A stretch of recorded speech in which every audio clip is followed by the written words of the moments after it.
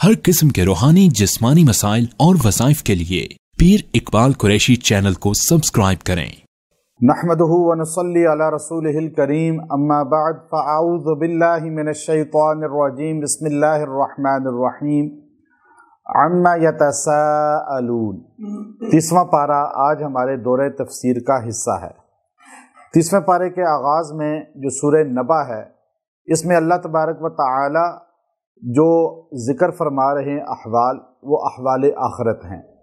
सूरह नबा के अंदर अल्लाह ने यह तासीर रखी है कि अगर जानवर भिटकते हों, जानवर जो है वो तंग करते हों और जानवर जो है वो इंसान को नुकसान पहुंचाने की कोशिश करें, या मवेशियों में दूध की कमी हो, या इसी तरह कोई भी उनको बीमारी लग जाए, तो आप सूरह नबा को पानी पे दम करके उनको पिलाएं और उनके पास ऊंची आवाज़ से तिलावत करें। इसकी चंद दिन में अल्लाह ताला उनको अमराज से जानवरों को भी बचा लेगा और शिफा अता फरमाएगा और जानवरों को इसके ताबे कर देगा। यानी कोई जानवर नुकसान देना चाह रहा है, ताबे नहीं हो रहा, पालतू जानवर है, तो उसको मानूस करने के लिए सूरह नबा 3 दिन तक एक मरतबा पढ़ के उनको पिलाया जाए और उनको फूंका जाए। इंशाअल्लाह अल्लाह उनको बीमारियों से ही बचाएगा और ताबेदारी भी अता फरमाएगा। मक्का के अंदर और मदीना के अंदर मुशरिकीन जब बैठते थे तो टोलियों की शक्ल में जब भी कुरान का नुज़ूल होता तो वो आपस में डिस्कस करते कि सरकार दो आलम सल्लल्लाहु अलैहि वसल्लम पे क्या नाजिल हुआ। तो फिर आप अलैहिस्सलाम पे जो कुरान उतरता उसमें अपनी अपनी राय का इजहार करते। जैसे आज भी शहरों में, देहातों में लोग रात के टाइम, शाम के टाइम जब फारिग होते हैं तो अपनी एक ग्रुप बंदी करके अपने पूरे इलाके की बातों को डिस्कस करते हैं, फिर उस पर अपनी अपनी राय का इजहार करते हैं। नबी करीम सल्लल्लाहु अलैहि वसल्लम पर जब कुरान नाजिल हुआ तो वो इसी तरह आपस में कहते, कोई कहता नहीं वो गलत कहते हैं, कोई कहता नहीं वो बात सच्ची करते हैं, कोई कहता नहीं कलाम अल्लाह का है, कोई कहता नहीं अल्लाह ताला का नहीं है, खुद लिखा है। इस तरह बातें करते, कोई तकज़ीब करता, कोई तस्दीक करता। अल्लाह ने इस सूरा के आगाज़ में अम्मा यतसाअलून, यानी ये किस चीज़ के बारे में आपस में सवालात कर रहे हैं, अल्लाह ने वो भी अयां कर दिया कि ये किस बारे में आपस में बात कर रहे हैं, लब कुशाई कर रहे हैं, बहस कर रहे हैं, तकरार कर रहे हैं। भाई इनका काम है ईमान को इख्तियार करना, तस्लीम करना, मानना, ना कि ये आपस में यूं ही वक्त ज़ाया कर रहे हैं। फजूल बातों में अपना वक्त ज़ाया नहीं करना चाहिए। अल्लाह ने इसके आगाज़ में यहाँ से शुरू किया, किसके मुताल्लिक, यानी वो बातें थी यौम आखिरत, मरकर ज़िंदा होना, और ये क़यामत कैसे आएगी, इंसान कैसे जो है उठाया जाएगा, ये सारी बातें अल्लाह ने इसमें शुरू कर दी। अनिन नबाइल अज़ीम, वो बड़ी ख़बर, नबा खबर को कहते हैं, अज़ीम बड़ी, वो बड़ी ख़बर क़यामत है। यानी क़यामत से बड़ी ख़बर कोई नहीं है। जब अल्लाह तबारक व तआला इंसानों को उठाएगा, दोबारा ज़िंदा करेगा, उसका अल्लाह ने अल्लज़ी हुम फ़ीहि मुख्तलिफ़ून, ये वो इस बारे में आपस में इख्तलाफ कर रहे हैं, आपस में बहस कर रहे हैं, सवालात कर रहे हैं। कल्ला सयअलमून, पता चल जाएगा तुम्हें, और याद रखो सुम्मा कल्ला सयअलमून, ज़रूर पता चल जाएगा तुम्हें कि क़यामत है। फिर अल्लाह ने क़यामत का नक्शा आयात में शुरू किया। अलम नजअलिल अर्ज़ मिहादा, बताओ मैंने ज़मीन तुम्हारे लिए फ़र्श नहीं बनाया, ये बिछोना नहीं बनाया। वल जिबाल औतादा, ये ज़मीन अल्लाह ने पैदा की तो ज़मीन पानी पर पैदा हुई। पहला बुलबुला जो पानी का कतरा नमूदार हुआ, ये बैतुल्ला वाली जगह से, ये ज़मीन का सेंटर है। बैतुल्ला को बक्का इसलिए कहा जाता है, जब बैतुल्ला से वो निकला, वो कतरा पानी का फैलता चला गया और वो सारी ज़मीन पर छा गया। तो आज जितनी खुश्की है, ये समंदर पहले था, ये पूरी ज़मीन पहले पानी था। आज इसलिए साइंस कहती है कि दुनिया में एक हिस्सा वो खुश्की है, 3 हिस्से पानी है। तो ज़मीन पूरी किसी ने देखी ही नहीं, पूरी दुनिया ख़त्म ऐसे हो जाती है। इधर से जाओ मगरिब की तरफ से तो आपको केप टाउन में दुनिया ख़त्म हो जाएगी, ज़मीन खुश्की ख़त्म हो जाएगी।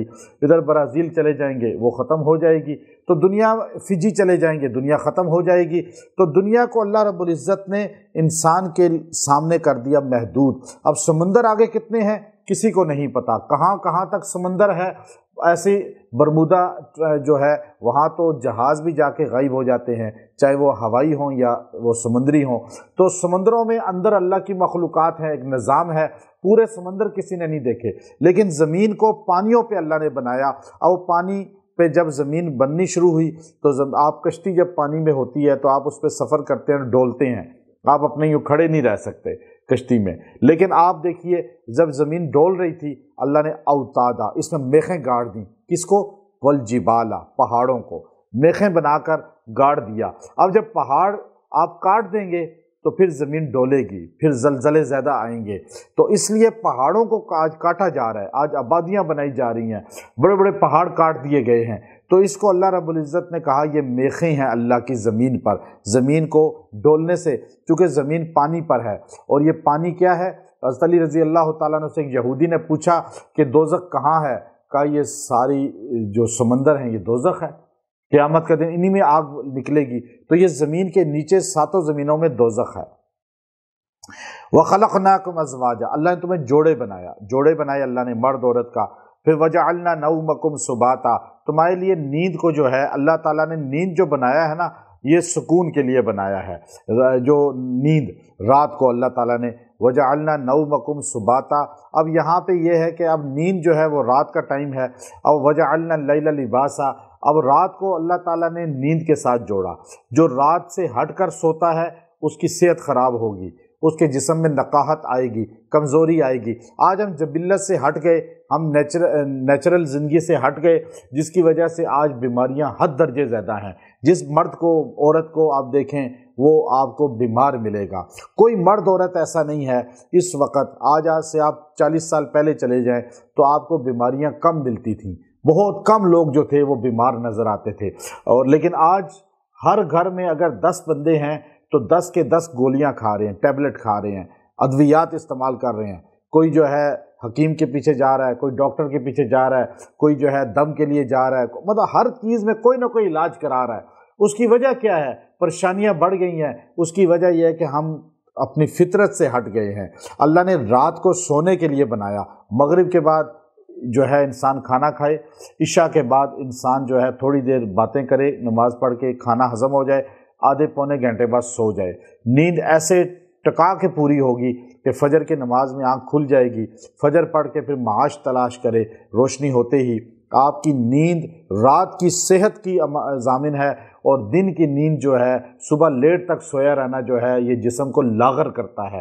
سورج کی روشنی میں سونے سے، اس لیے قیلولہ صرف دن میں تھوڑی دیر کے لیے ہوتا ہے، یہ نہیں ہوتا کہ آپ صبح 11-12 بجے تک سوئے رہیں اور پھر جو ہے آپ دن کو بھی عصر کے بعد سوئے رہیں اور رات پوری کمپیوٹر پہ اور جاگتے رہیں، اس سے آپ بیماری کا منبع بن جائیں گے۔ تو اس لیے اللہ نے یہاں کا وَجَعَلْنَا اللَّيْلَ لِبَاسًا، رات لباس ہے، پردے کی چیز ہے، آپ اپنے بچوں کو ٹائم دیں، اپنی بیوی کو ٹائم دیں، رات کا ٹائم جو ہے یہ پردے کا ہے، یہ نہیں کہ دوستوں کے ساتھ پھر رہے ہیں، لباس دوستوں کو نہیں کہا، آوارگی کو نہیں کہا، بازاروں میں پھرنے کو نہیں کہا، شاپنگ رات کو ہو رہی ہے، تو یہ کون سی لباس ہے؟ لباس رات کا گھر کے اندر، بیوی کو ٹائم دیں، بیوی خامد کو ٹائم دے، اپنی پرسنل لائف جو ہے اس کو خوشگوار کریں، یہ لباس ہے، کیونکہ ہن لباس لکم، اللہ نے بیویوں کو لباس کہا اور یہاں لباس رات کو کہا، تو پتہ چلا کہ رات جو ہے وہ اپنی بیویوں کے لیے ہے، اپنے بچوں کے لیے ہے، نہ کہ آپ جو ہے دوستوں کے ساتھ میٹنگوں میں جائیں، کھانوں پہ جائیں، ڈنر پہ جا رہے ہیں اور سیر و تفریح پہ جا رہے ہیں، تو دونوں کا موازنہ کریں، ہن لباس لکم اور یہاں کا وَجَعَلْنَا اللَّيْلَ لِبَاسًا۔ تو آگے فرمایا وَجَعَلْنَا النَّهَارَ مَعَاشًا، دن کس لیے بنا؟ معاشا، رزق کمانے کے لیے۔ اب یہ 11 بجے سویا اٹھ رہا ہے تو اس نے تو آدھا دن گزار دیا، حدیث میں آتا ہے صبح سورج طلوع سے پہلے، فجر کی نماز کے بعد، طلوع آفتاب سے پہلے فرشتے ہر گھر میں آتے ہیں اور رزق تقسیم کر کے جاتے ہیں۔ جو ذکر قرآن تلاوت میں مشغول ہوتا ہے، جاگ رہا ہوتا ہے، اس کے سامنے رزق رکھ کے جاتے ہیں، اور جو سویا ہوتا ہے، خراٹے لے رہا ہوتا ہے، غفلت کی نیند میں ہوتا ہے، اس کے پھینک کے جاتے ہیں۔ پھر وہ تلاش کرتا ہے کہاں رزق ہے، کبھی ادھر بھاگتا ہے، کبھی ادھر بھاگتا ہے، کبھی ایک کام کرتا ہے، کبھی دوسرا کام کرتا ہے، اور جو فجر کی نماز پڑھ کے ذکر کر رہا ہوتا ہے اس کو رزق ایسے ملتا ہے جیسے ٹرے میں رکھ کے کوئی چیز ملتی ہے، بھاگنا نہیں پڑتا، مشقت نہیں اٹھانی پڑتی۔ تو اس لیے یہاں معاش دن کو کہا، دن کو معاش، یا دن سوئے ہوئے، جو لیٹ سویا اٹھے گا اس کی زندگی میں برکت نہیں ہوگی، رزق میں برکت نہیں ہوگی، اور آپ یہ نوٹ کر لیں، یہ صاف کہا۔ پھر آگے اللہ رب العزت نے آسمان کے ستاروں ان سب چیزوں کا ذکر کرتے کرتے کرتے اللہ رب العزت نے قیامت کے سور کا ذکر شروع کر دیا. پھر بتایا سور پھونکا جائے گا تو کیا ہوگا، پھر وہ سارا نقشہ اللہ وہی کھینچ رہا ہے. اور پھر جہنم کا ذکر کیا، ان جہنم کانت مرصادا للطاغین مآبا. یہ جہنم ٹھکانہ ہے کس کا؟ مرصاد ہے. مرصاد جو ہے گھاٹ میں ہے، طاق میں ہے. یہ کس کے لیے؟ یعنی ٹو میں ہے. جیسے وہ شکار نہیں ہوتا اپنے کوئی جانور اپنے شکار کے اس میں ٹو میں ہوتا ہے، تو اب وہ جہنم بھی ٹو میں ہے ایسے شکار کے. کس کے؟ للطاغین، وہ سرکش جو ہوگا، مآبا ان کا ٹھکانہ ہے.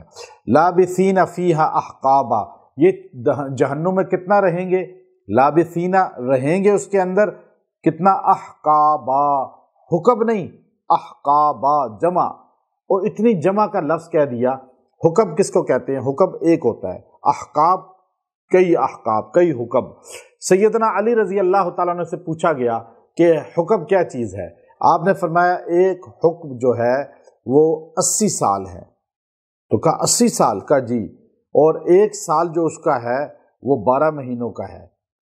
ایک سال 12 مہینوں کا، اور ہر مہینہ 30 دن کا، اور ہر دن 1000 سال کا. تو یہ کتنا ہو گیا ایک حکم؟ 2,88,00,000 سال دنیا کے. 2,88,00,000 سال. نبی کریم صلی اللہ علیہ وسلم نے فرمایا جو انسان ایک نماز قضا کر کے پڑھتا ہے، چھوڑتا نہیں ہے، قضا کر کے پڑھتا ہے، وہ حکم جہنم میں جلے گا. اور حکم کتنا ہے؟ 2 کروڑ.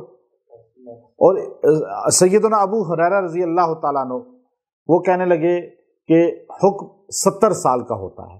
روایتیں دو ہیں حدیث کی، ایک سیدنا علی کی حدیث ہے، روایت ہے، اور ایک حضرت ابو ہریرہ کی. اگر 70 سال بھی کہا جائے تو 2 کروڑ تو ایک حکم ہو گیا. تو 2,88,00,000 سال دوزخ میں رہے گا. یہ کم سے کم ہے، جو کم سے کم رہے گا. زیادہ کتنا؟ سدی رحمت اللہ علیہ فرماتے ہیں، تفسیر مظہری کے اندر ہے کہ اگر جہنم میں جو گرفتار ہے اس کو کہا جائے کہ اے جہنمی، دنیا میں جتنے کنکر ہیں، جتنے بھی کنکر ہیں، ذرے ہیں ریت کے، ان ساروں کے بقدر تجھے دوزخ میں رہنا ہے، اس کے بعد نکل جائے گا تو وہ پھر بھی خوش ہو جائے گا، کیونکہ وہاں سزا ایسی ہے ابد الآباد کی. تو اس لیے احقابا، دوزخ میں کتنا رہے گا؟ احقابا. لا یذوقون فیہا بردا ولا شرابا، وہاں کچھ بھی نہیں اس کو ملے گا، نہ مزہ آئے گا، نہ ٹھنڈک ملے گی، نہ پینے کو کوئی چیز ملے گا. اب وہ کیا ہے؟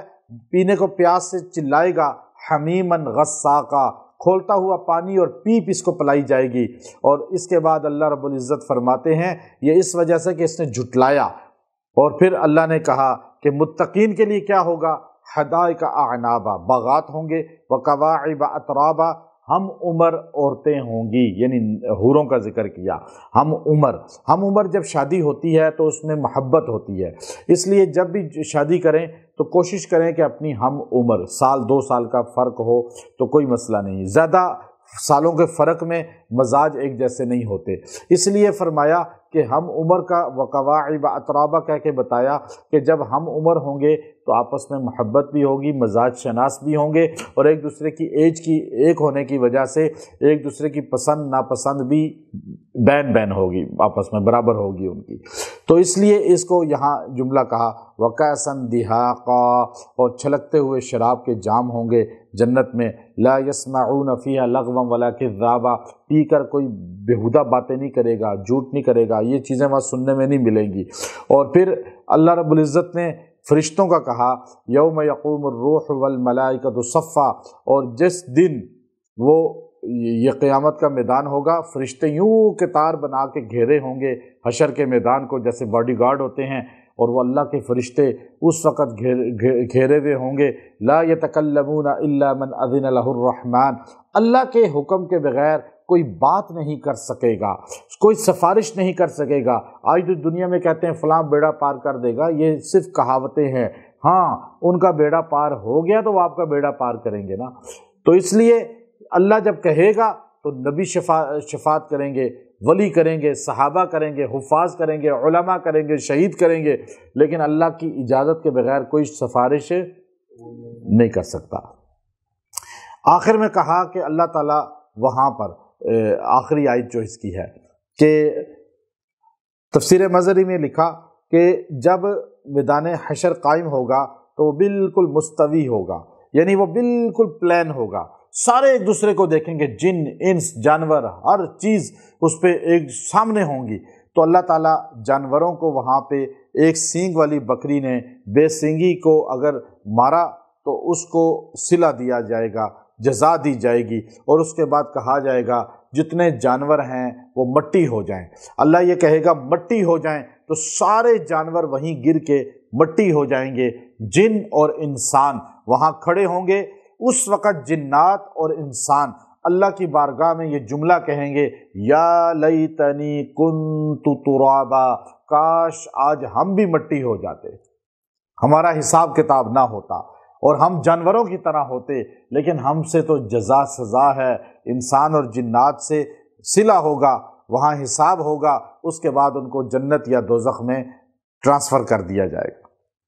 سورہ نازعات، یہ قرآن حکیم کی وہ عظیم صورت ہے، اگر کسی کو درد نزع ہو، موت کی تلخی ہو اور روح نہ نکل رہی ہو اور اس کو تکلیف ہو، بعض لوگ ہوتے ہیں آئی سی یو میں اور آکسیجن لگی ہوتی ہے، وینٹیلیٹر پر ہوتے ہیں، اب ان کی روح نہیں نکلتی، تو آپ ان کے سامنے سورت کو تلاوت کریں کثرت کے ساتھ، اللہ ان کی روح نکلنے میں سہولت کر دے گا۔ اور جو آدمی اس کی پہلی 5 آیتیں روزانہ 3 بار پڑھ لے گا، اللہ اس کو موت کی تلخی سے بچائے گا، اس کے کاموں کو اللہ تعالیٰ اس دن خود حل کرنے کی ذمہ داری لے رہا ہے، اس کو حل کر دے گا، اور اللہ تعالیٰ اس کو مخلوق کے شر سے بچا لے گا۔ اللہ 5 قسمیں کھا کر کچھ بات سمجھانا چاہتا ہے۔ اب اس کے شروع میں اللہ نے وَالنَّازِعَاتِ غَرْقًا، نازعات نزع سے ہے، نزع وہی کیفیت ہوتی ہے جب روح نکل رہی ہوتی ہے، غرقہ بھی اسی کو کہہ دیا۔ اب یہاں اللہ نے یہ 5 قسمیں کھائی ہیں، فَالْمُدَبِّرَاتِ أَمْرًا تک کہ تدبیر کرتا ہے وہ جو ہے، یوم ترجف الراجفہ، اللہ یہ 5 قسمیں کھا کر کہہ رہا ہے قیامت آئے گی، یوم ترجف الراجفہ اسی کو کہہ دیا قیامت کو، قیامت کے دن کو، تتبع الرادفہ بھی اسی کو کہہ دیا، اور قلوب یومئذ واجفہ، دل جو ہے اس وقت جو ہے خوف زدہ ہو جائیں گے، یوں دب جائیں گے خوف سے، ایک دم دلوں پہ خفقان طاری ہو جائے گا، ابصارها خاشعہ، آنکھیں پتھرا جائیں گی ایسے قیامت کا دن دیکھ کر، اور پھر انسان کیا کہے گا؟ اللہ اس ساری باتیں کرنے کے بعد اس کے اندر جو ہے هل اتاک حدیث موسیٰ، کیا آپ کو موسیٰ علیہ السلام کی خبر ہے، ان کے قصے کی؟ اللہ کہتے ہیں اذ ناداہ ربہ بالواد المقدس طویٰ، جب انہوں نے وادی مقدس میں اپنے رب کو پکارا اور اللہ نے ان کو جو ہے جب اپنا نبی بنایا تو اللہ نے ان کو آرڈر دیا، اذهب، آگے اذهب الی فرعون انہ طغیٰ، آپ جائیں فرعون کے پاس، وہ سرکش ہو چکا ہے۔ اب آپ کو جب اللہ نے یہ کہا تو اس کے بعد اللہ نے آپ کو میسج دیا، فقل، آپ نے جا کر ایک دم اس پہ چڑھائی نہیں کر دینی، بلکہ اس کو یہ کہنا ہے هل لک الی ان تزکیٰ، کیا تو سیدھا ہونا چاہتا ہے، اصلاح اپنی چاہتا ہے، وَأَهْدِيَكَ إِلَىٰ رَبِّكَ فَتَخْشَىٰ، کہ اللہ کی طرف تجھے ہدایت ہو جائے اور تو اللہ سے ڈرنے والا بن جائے۔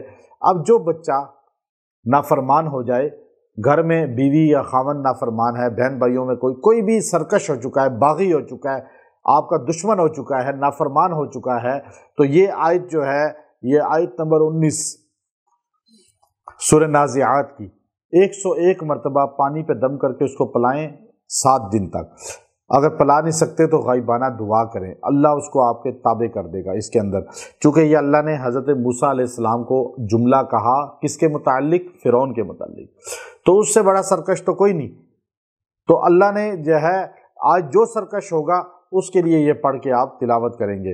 تو اب آپ اس کے بعد معجزے آپ نے دکھائے، فَأَخَذَهُ اللَّهُ، اور جب اس نے بات نہیں مانی، یا قرآن میں فَحَشَرَ فَنَادَى، اس نے لوگوں کو جمع کیا، فَقَالَ، وہ کہنے لگا أَنَا رَبُّكُمُ الْأَعْلَى، میں آپ کا بڑا رب ہوں۔ اب یہ اس کے اندر یہ خدائی کا دعویٰ فرعون کا قرآن سے ثابت ہے، نمرود کا ثابت نہیں ہے، قرآن سے، اتنا بڑا اللہ کا دشمن تھا، اور اس کے کہا امام رازی رحمۃ اللہ تفسیر کبیر کے اندر کہ اللہ نے پکڑا پھر کیوں نہیں؟ 400 سال درد سر بھی نہیں ہوا اسے۔ کا وجہ یہ تھی کہ وہ جب دن کو لوگوں کو کہتا تھا انا ربکم الاعلی، اور رات کو مصلی بچھا کے اللہ کے سامنے روتا تھا اور کہتا تھا کہ مجھے پتا ہے تو رب ہے، لیکن میں کیا کروں کہ اب میں لوگوں کو کہہ کر پھنس گیا ہوں۔ اور عذاب کیوں نہیں بھیجا اس پر؟ کا اس لیے کہ وہ اپنی ماں کا فرما بردار تھا، ماں کی بہت خدمت کیا کرتا تھا، اللہ نے اس وجہ سے اسے عذاب سے پکڑا۔ تو اب یہ جو ہے، یہ جو جملہ ہے، حضرت با یزید بستامی رحمۃ اللہ علیہ جو سلطان الاولیاء ہیں، اپنے مریدین کے ساتھ سفر حج پہ چلے۔ جب آپ پیادہ سفر ہوتا تھا اونٹوں پہ، گھوڑوں پہ، جب آپ چلے تو آپ کے ساتھ آپ کے عقیدت مند جمع ہوتے گئے، یہاں تک کہ کئی سو قافلہ بن گیا، کئی سو پر مشتمل۔ جب آپ ایک جگہ صحرا سے گزر رہے تھے تو آپ کے نفس نے کہا کہ با یزید تو کتنا بڑا بندہ ہے کہ تیرے ساتھ کئی سو لوگ چل رہے ہیں۔ اب یہ آپ کو جب دل میں آئی نا، تو اللہ کے جو ولی ہوتے ہیں وہ اپنی اصلاح کرتے ہیں، ہماری طرح اپنی جو ہے شان بیان نہیں کرتے۔ اب انہوں نے فوراً اپنی اصلاح کی، انہوں نے کہا یہ تو تکبر آ گیا تیرے اندر، یہ تو اللہ کی پکڑ میں آ جائے گا، ساری نیکیاں ضائع ہو جائیں گی۔ آپ نے کہا تھوڑی دیر خاموشی سے چلتے چلتے ایک دم لوگوں کا بیٹھ جاؤ، اشارہ کیا، سب بیٹھ گئے۔ جب سارے مرید بیٹھ گئے تو آپ نے اونچی آواز سے کہا انا ربکم الاعلی۔ اب مرید بھی اللہ والے تھے نا، جاہل عوام تو نہیں تھی۔ جیسے آج جو ہے پیر اگر کوئی بھی جھوٹ بولے، دھوکہ دے، چاہے وہ کچھ بھی سنت کے خلاف کر رہا ہو، اس کے ہاتھ چوم رہے ہوتے ہیں۔ علماء منبر میں بیٹھ کے جھوٹ بول رہے ہیں، کئی ایسے ہیں یا نہیں، بدعات کی طرف لگا رہے ہیں، رسومات کی طرف لگا رہے ہیں، اور نمازی پھر بھی سبحان اللہ کہہ رہے ہوتے ہیں، جھوٹا قصہ سنا رہے ہیں، کوئی حدیث قرآن کا نہیں ہے، لیکن ایسی جاہل عوام ہوتی ہے کہ وہ بھی آگے سے کیا کہہ رہے ہوتے ہیں؟ سبحان اللہ، جھوٹے قصے پر بھی۔ تو اب آپ دیکھیے، ایسے ان کے مرید نہیں تھے، اہل علم تھے، اللہ والے تھے۔ جب با یزید بستامی نے کہا انا ربکم الاعلی، اس کا کیا معنی ہے؟ کہ میں بڑا رب ہوں، تو سارے نے کہا لا حول ولا قوت، آپ تو اسلام سے ہی نکل گئے، ہمیں ایسا شیخ نہیں چاہیے۔ اب خلاف سنت جو عمل کرے وہ شیخ مرشد نہیں ہوتا، اتباع سنت اصل یہ ہے۔ اب وہ سارے وہاں سے ہٹتے گئے، کرتے آپ کے ساتھ صرف ایک خادم خاص رہ گیا، باقی سارے چلے گئے۔ ہم آپ کے ساتھ حج ہی نہیں کرتے، ایسا بندہ۔ اب آپ جب چلے اور پھر سارے کام خود کرنے پڑتے تھے، کھانا بھی اور سارا کام جتنے بھی سفر پہ ہوتے ہیں، تو آپ کی صحیح اصلاح ہوئی۔ خادم جب عرفات میں پہنچا آپ کے ساتھ تو کہنے لگا حضرت میں نے آپ کی خدمت کی ہے، مجھے یقین نہیں آتا کہ آپ اتنا کفریہ جملہ کہہ سکتے ہیں۔ آپ نے کہا کیوں پوچھ رہے ہو؟ پھر کہا آپ نے یہ جملہ کہا کیوں ہے؟ کہا اصل میں میرے دل میں تکبر آ گیا تھا تھوڑا سا، کہ اتنی عوام میرے پیچھے ہے، تو میں نے اپنے دل کی اصلاح کرنے کے لیے میں نے سورہ نازعات کی تلاوت شروع کر دی دل میں، لیکن جب اس آیت پہ پہنچا تو میں نے اونچی آواز سے کہہ دیا یہ جملہ میرا نہیں تھا، یہ قرآن میں نے پڑھتے ہوئے جملہ بولا تھا، صرف اپنی اصلاح کرنی تھی، یہ لوگ چلے جائیں تو میں اکیلا رہ کر اپنی اصلاح کر لوں۔ تو سب لوگوں کو پتہ چلا، لوگ پھر واپس آ گئے، لیکن یہ طریقہ بتایا کہ اصل اصلاح یہ ہے۔ اس لیے جو ہے مفتی شفیع صاحب رحمۃ اللہ علیہ نے معارف القرآن میں اس کی آخری آیت کے ضمن میں لکھا، جو اگلی آیت ہے اس کی، کہ نکال الآخرۃ والاولی، کہ با یزید بستامی یہ واقعہ تو با یزید کا تھا۔ حضرت یعقوب کرخی رحمۃ اللہ علیہ، یہ کرخ افغانستان کے شہروں میں، اگر رشیا کی ریاستوں میں ایک شہر ہے، تو کرخی جو تھے یہ وہاں نجار کا کام کرتے تھے، لیکن بڑے ان کے اندر جو ہے تھوڑی سی عبادت تھی، تو انہوں نے ایک دن کہا میں نفلی روزے رکھ کے اپنی شہوت کو، اپنی ظلمت کو ختم کرتا ہوں۔ روزہ رکھا تو یہ چلے گئے حضرت بہاؤالدین نقشبند رحمۃ اللہ علیہ کی خدمت میں، چونکہ ان کا وہاں پہ بخارا میں مزار ہے، میں گیا ہوں ماشاءاللہ۔ تو بہاؤالدین نقشبند رحمۃ اللہ علیہ سلسلہ نقشبندیہ کے بانی ہیں، تو ان کی خدمت میں گئے تو کچھ دیر بیٹھے تو انہوں نے کھانا لگوایا، تو سب لوگ کھانے پہ بیٹھے تو انہوں نے کہا جی میرا روزہ ہے، نفلی روزہ جیسے لوگ کہتے ہیں۔ تو آپ نے فرمایا کہ مجمع میں کھانا کھا لینا ایسے وقت میں اس روزے سے بہتر ہے جس میں نمود ہو اور نفس کی خواہشات ہوں، کہ لوگ سمجھیں کہ میں روزے دار ہوں، یہ دل میں ہو۔ جب آپ نے یہ جملہ کہا تو وہ سمجھ گئے یعقوب کرخی کہ میری اصلاح ہے۔ تو آپ نے فرمایا حضرت آپ مجھے یہ بتائیں کہ اگر کوئی بندہ ایسا شیخ جو فنا فی اللہ ہے، جو اللہ کی ذات میں فنا ہو چکا ہے، اللہ والا، اللہ کا ولی ہے، ایسا شیخ نہ ملے تو بندہ کیا کرے پھر اپنی اصلاح کے لیے؟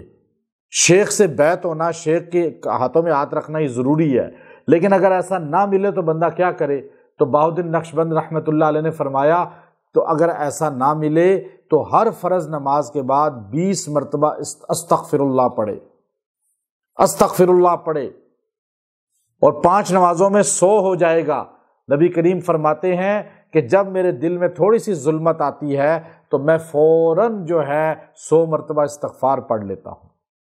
یعنی ظلمت فیل ہوتی ہے، آتی نہیں ہے، فیل ہوتی ہے، یعنی ذرا سی کوئی کیفیت فیل ہوتی ہے ایسی۔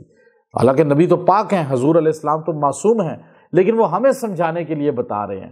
تو اس لیے یہاں پہ اللہ رب العزت نے پھر آخر دو اس کے جو ہے نفوس کا بیان کیا ذکر، فَأَمَّا مَن طَغَىٰ، فَأَمَّا مَن طَغَىٰ، اور پس جو سرکش ہے اور جس نے دنیا کی زندگی کو سب کچھ سمجھا ہے وہ دوزخ ٹھکانہ بنے گی، اور جو اللہ کے سامنے کھڑا ہونے سے ڈرا اس کے لیے جنت ہے۔ دو، ایک سعید کا اور ایک شقی کا اللہ نے ذکر کر دیا۔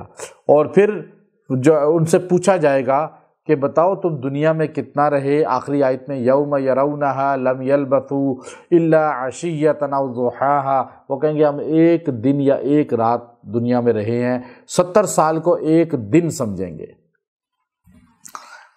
سورہ عبس، سورہ عبس جو ہے یہ قرآن حکیم کی وہ عظیم صورت ہے کہ اس کے شان نزول میں اللہ نے ہمارے نبی کریم علیہ الصلاۃ والسلام کے ذریعے اصحاب پیغمبر کا ایک مقام بتایا، اور اپنی جو وفادار ہوتے ہیں ان کا مقام بتایا، اور چاہے غریب ہو لیکن وہ ہو دین والا، اور دین کی تبلیغ کا ایک اہم اصول اللہ نے اس کے اندر بیان کیا۔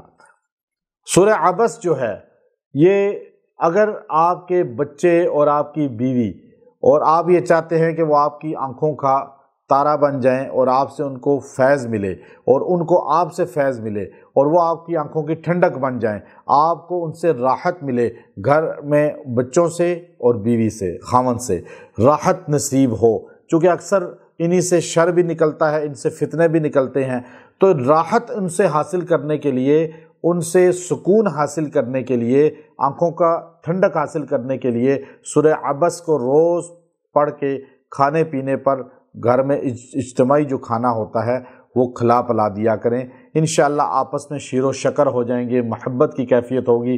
سورہ عبس اس کے آغاز میں اللہ نے 2 جملے کہے، عبسا وتولا، عبسا یہ 2 جملے ہیں، ایک جملہ جو ہے کہ آپ تر شروع ہوئے، وتولا، اور پھر آپ نے جو ہے ماتھے کو پھیرا، ایک تو ماتھے پہ شکن لے آنا عبس ہے اور چہرہ پھیر لینا وتولا ہے۔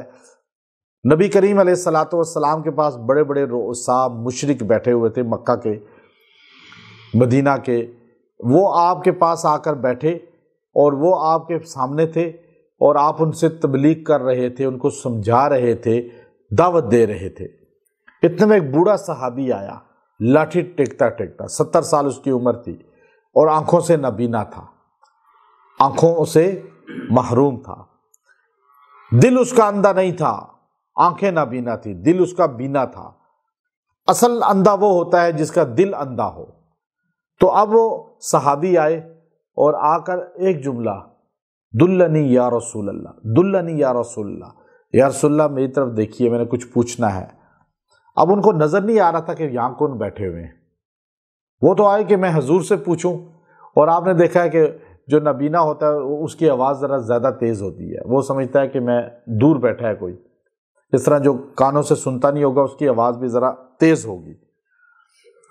حضور علیہ السلام یوں متوجہ تھے سرداروں کی طرف، بڑے لوگوں کی طرف، چند لوگ آئے تھے ٹولی کی شکل میں۔ اس نے آ کر کہا میری بات سنیے یا رسول اللہ۔ تو آپ کو تھوڑا سا ناگوار گزرا کہ اس نے مجلس کے آداب سے ہٹ کر، پتہ نہیں ہے کہ یہ آئے ہوئے ہیں اور یہ غیر مسلم ہیں اور تھوڑے سے بڑے لوگ ہیں، ان کو شاید میری تبلیغ سے اصلاح ہو جائے اور یہ کلمہ پڑھ لیں، یہ تو ہمارا اپنا ہے ہی میرا صحابی، اور یہ تو شام کو آ جائے گا۔ بات تو اصولی تھی۔ ادھر نبی کریم علیہ السلام کی ذہن میں یہ چیز آئی، جب اس نے زور سے کہا تو آپ نے ماتھے پہ تھوڑی سی ناگواری محسوس کی، اور دوسرا آپ نے اس سے چہرہ پھیر لیا ادھر ان کی طرف۔ یہ دونوں باتیں ہوئیں، وتولا اور عبسا۔ جب چہرہ پھیرا تو اللہ رب العزت نے اسی لمحے قرآن کی آیت نازل فرما دی۔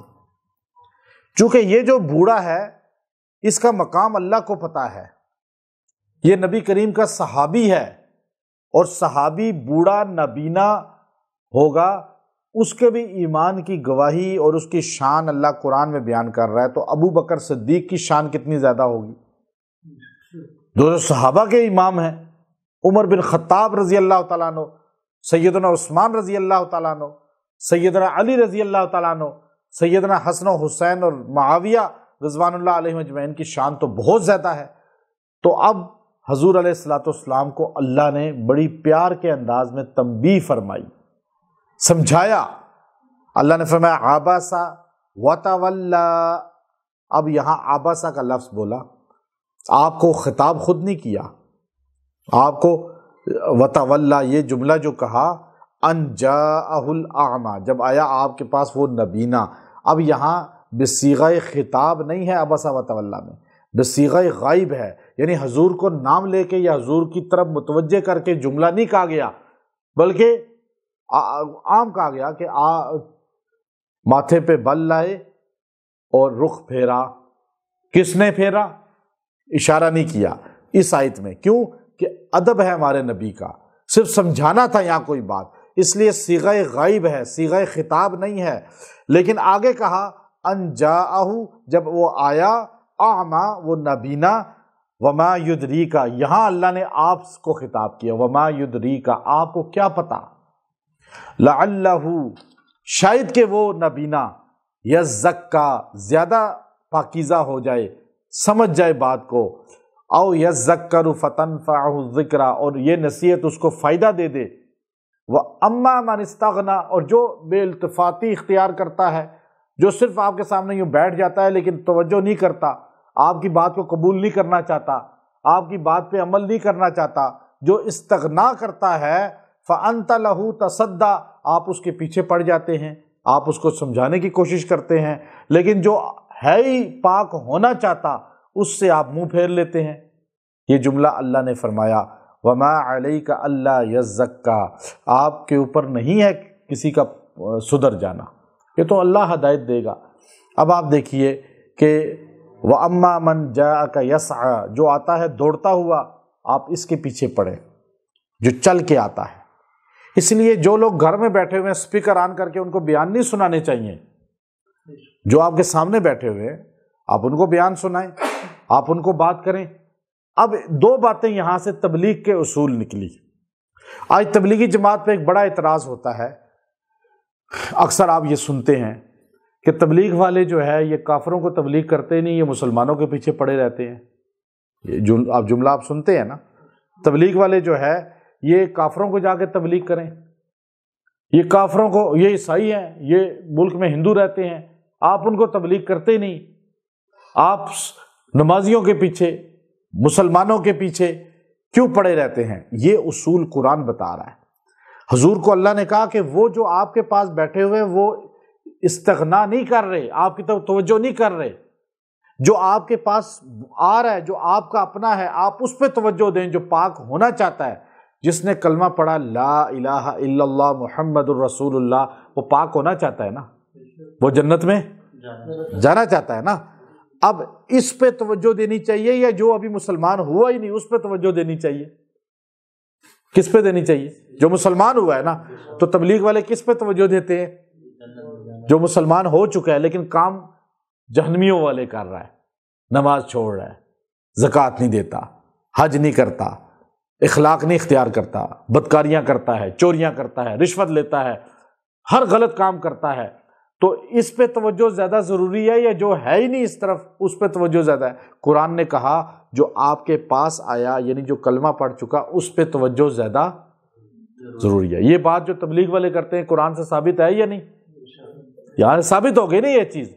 اب آگے دیکھیے کہ اللہ رب العزت نے اس کو ذکر کرنے کے بعد تو حضور علیہ السلام جب یہ صحابی آتے نا، اٹھ کے ان کو ملتے، بڑا پیار کرتے، کہتے تمہاری وجہ سے مجھے اللہ نے بھی تنبیہ کی ہے، یعنی تم اتنی شان والے ہو کہ اللہ مجھے پیار سے کہتا ہے میرے نبی آپ اس سے منہ موڑتے ہیں اپنا۔ حضور 2 بار جہاد پہ گئے، مدینے میں اپنا نائب بنا کر گئے عبداللہ ابن ام مکتوم رضی اللہ تعالیٰ عنہ، یہ صحابی ہیں، ان کو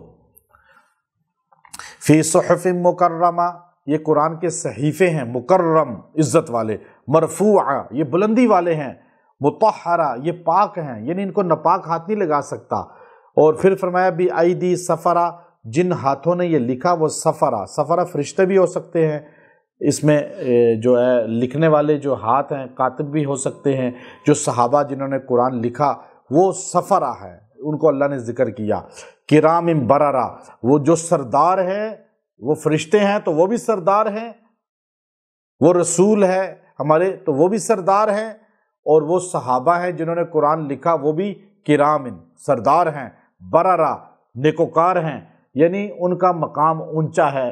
جو کاتب وحی ہیں ان کا مقام اللہ نے اونچا کر دیا۔ اور پھر آگے اللہ رب العزت نے اس میں انسان کی تخلیق کا ذکر کیا، آخر میں انسان کی قیامت کی ایک گھڑی، ایک نقشہ کھینچا۔ آج انسان حرام حلال کی تمیز نہیں کرتا، کس کی وجہ سے؟ بیوی کی وجہ سے، اولاد کی وجہ سے۔ یہ وہ رشتے ہیں، بہن بھائی، ماں باپ، وہ رشتے ہیں جن کی وجہ سے حلال حرام کی تمیز چھوڑ دی جاتی ہے۔ قیامت کے دن حشر کے میدان میں ایک بندے کا ترازو پہ نیکیاں کم ہو جائیں گی، کتنی کم؟ 1 نیکی کم۔ اللہ فرمائے گا میرے بندے 1 نیکی لے آ، تجھے جنت ہو جائے گی، ورنہ دوزخ میں جائے گا۔ یہ حشر کے میدان میں پھرے گا لوگوں کے پاس، مجھے 1 نیکی دے دو، جیسے بھکاری پھرتا ہے، اور اس کی تو ناکامی کا مدار ہے اس پر اور کامیابی کا، کہے گا 1 نیکی دے دو، 1 نیکی۔ جس کے پاس جائے گا نیکی نہیں دیں گے اس کو، ماں کے پاس جائے گا، باپ کے پاس جائے گا، بہن بھائیوں کے پاس جائے گا، بیوی بچوں کے پاس جائے گا، سارے کہیں گے ہمیں خود نیکیوں کی ضرورت ہے، ہم تمہارا کہاں تعاون کریں۔ جب ساروں سے عاجز آ جائے گا تو ایک آدمی میدان حشر میں یوں پریشان کھڑا ہوگا، یہ اس سے کہے گا بھائی تو پریشان کیوں ہے؟ وہ کہے گا میرے پاس 1 نیکی ہے اور ہے ہی کوئی نیکی نہیں، گناہ ہی گناہ ہے۔ یہ اسے کہے گا کہ میرے پاس 1 نیکی کی کمی ہے، اگر مجھے دے دے تو میرا بیڑا پار ہو جائے گا۔ حدیث کے الفاظ ہیں، خلاصہ بیان کر رہا ہوں۔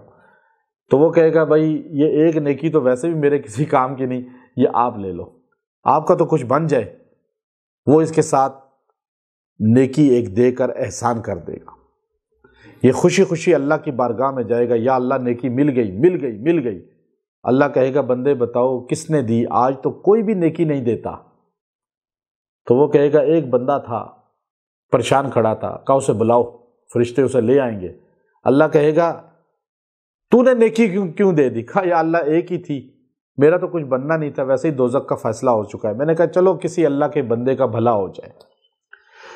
اللہ کہے گا کہ کیا تو مجھ سے بھی بڑا سخی بنتا ہے کہ تو نے آج حشر میں یہ اتنی بڑی خیرات کر دی؟ میں عرش سے اعلان کرتا ہوں کہ تجھے بھی اس کے ساتھ جنت میں داخل کیا جائے۔ جو کسی کا بھلا سوچتا ہے نا، یہاں بھی دنیا میں بھی اللہ اسے ضائع نہیں کرتے، حشر میں ضائع نہیں کیا اس بندے کو۔ یہاں لوگوں کی بھلائی سوچیں، لوگوں کی خیر خواہی سوچیں، اپنے مفاد کو نہ دیکھیں۔ لوگ اپنے مفاد کے لیے لوگوں کو ذبح کر دیتے ہیں، ان کو قربان کر دیتے ہیں، یہ غلط چیز ہے۔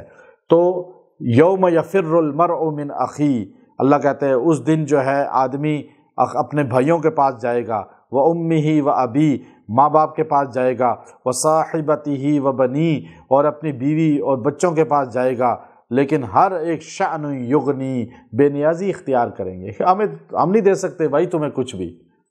یہ اللہ بتا رہا ہے کہ اس دن کی تیاری کرو جن کے لیے آپ حلال حرام کو چھوڑ رہے ہیں، وہ آپ کے کام۔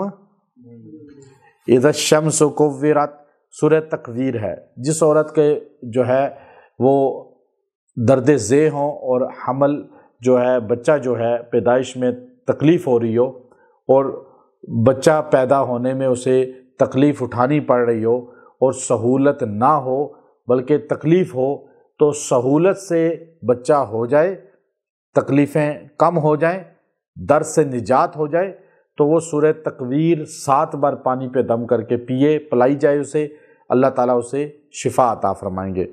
اللہ نے یہاں قسمیں کھائی ہیں، اسی طرح جو ہے سورج کی، تاروں کی، آخرت کا احوال اس کے اندر بیان ہے اللہ نے کیا۔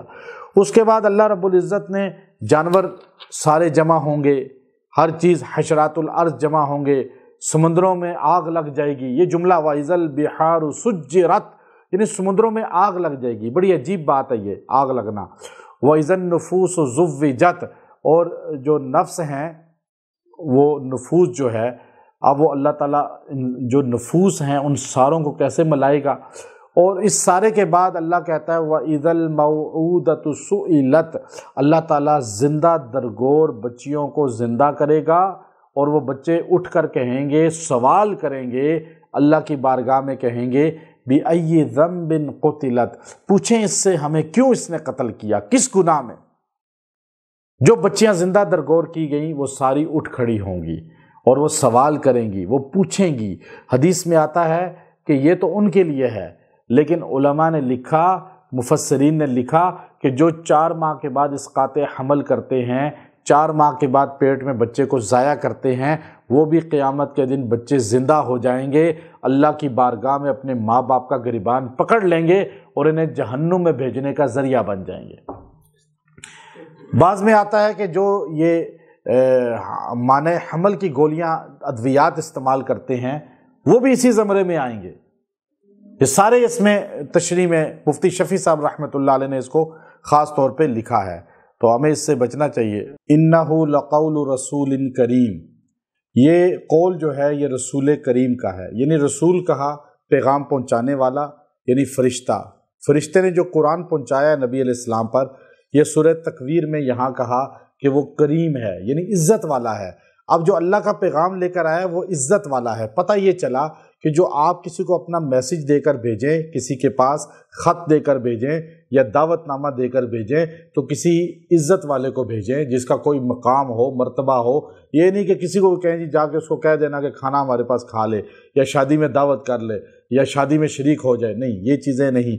کریم کا لفظ بتاتا ہے کہ اللہ نے جس کے ہاتھ قرآن بھیجا وہ کریم ہے۔ اور اس کے بعد ذی قوہ عند ذی العرش مکین، وہ قوت والا ہے عرش والے کے نزدیک، یعنی طاقت ہے اس کے پاس، اختیارات ہیں، اور وہ یہ نہیں ہے کہ اس نے آ کر جو ہے مطاع ثم امین، اور وہ امین ہے، امین یہ نہیں ہے کہ اس نے قرآن حکیم کے 10 پارے غائب کر دیے۔ بعض لوگ یہ کہتے ہیں قرآن کے 40 پارے، 30 پارے نہیں ہیں، 10 پارے جو ہے وہ حضرت جبرائیل نے پورے نہیں پہنچائے۔ بعض کہتے ہیں حضرت جبرائیل نے پورا قرآن نہیں پہنچایا۔ یہ جملہ یہ بتاتا ہے کہ وہ امین ہیں، امین ہیں، امانت دار ہیں۔ اور وما صاحبکم بمجنون، آپ کے نبی مجنون نہیں ہیں۔ حضور علیہ السلام کے متعلق کہا، جو مکہ کے مشرک کہتے تھے کہ وہ مجنون ہیں، کہ وہ جو ہے نا اس طرح کی باتیں کرتے ہیں، عجیب عجیب باتیں کرتے ہیں کہ قیامت آئے گی، یہ ہوگا وہ ہوگا، یہ باتیں ان کو عجیب لگتی تھی، تو وہ کہتے تھے دیوانے ہیں۔ کا دیوانے نہیں ہیں، مجنون نہیں ہیں۔ وَلَقَدْ رَآهُ بِالْأُفُقِ الْمُبِينِ، انہوں نے جبرائیل امین کو افق پر دیکھا ہے۔ آسمان کے نیچے جو بادل ہے نا، اسے افق کہتے ہیں، آفاق، یعنی بادلوں کے اوپر۔ بادلوں کے اوپر 2 مرتبہ حضرت جبرائیل کو نبی کریم علیہ السلام نے دیکھا ہے۔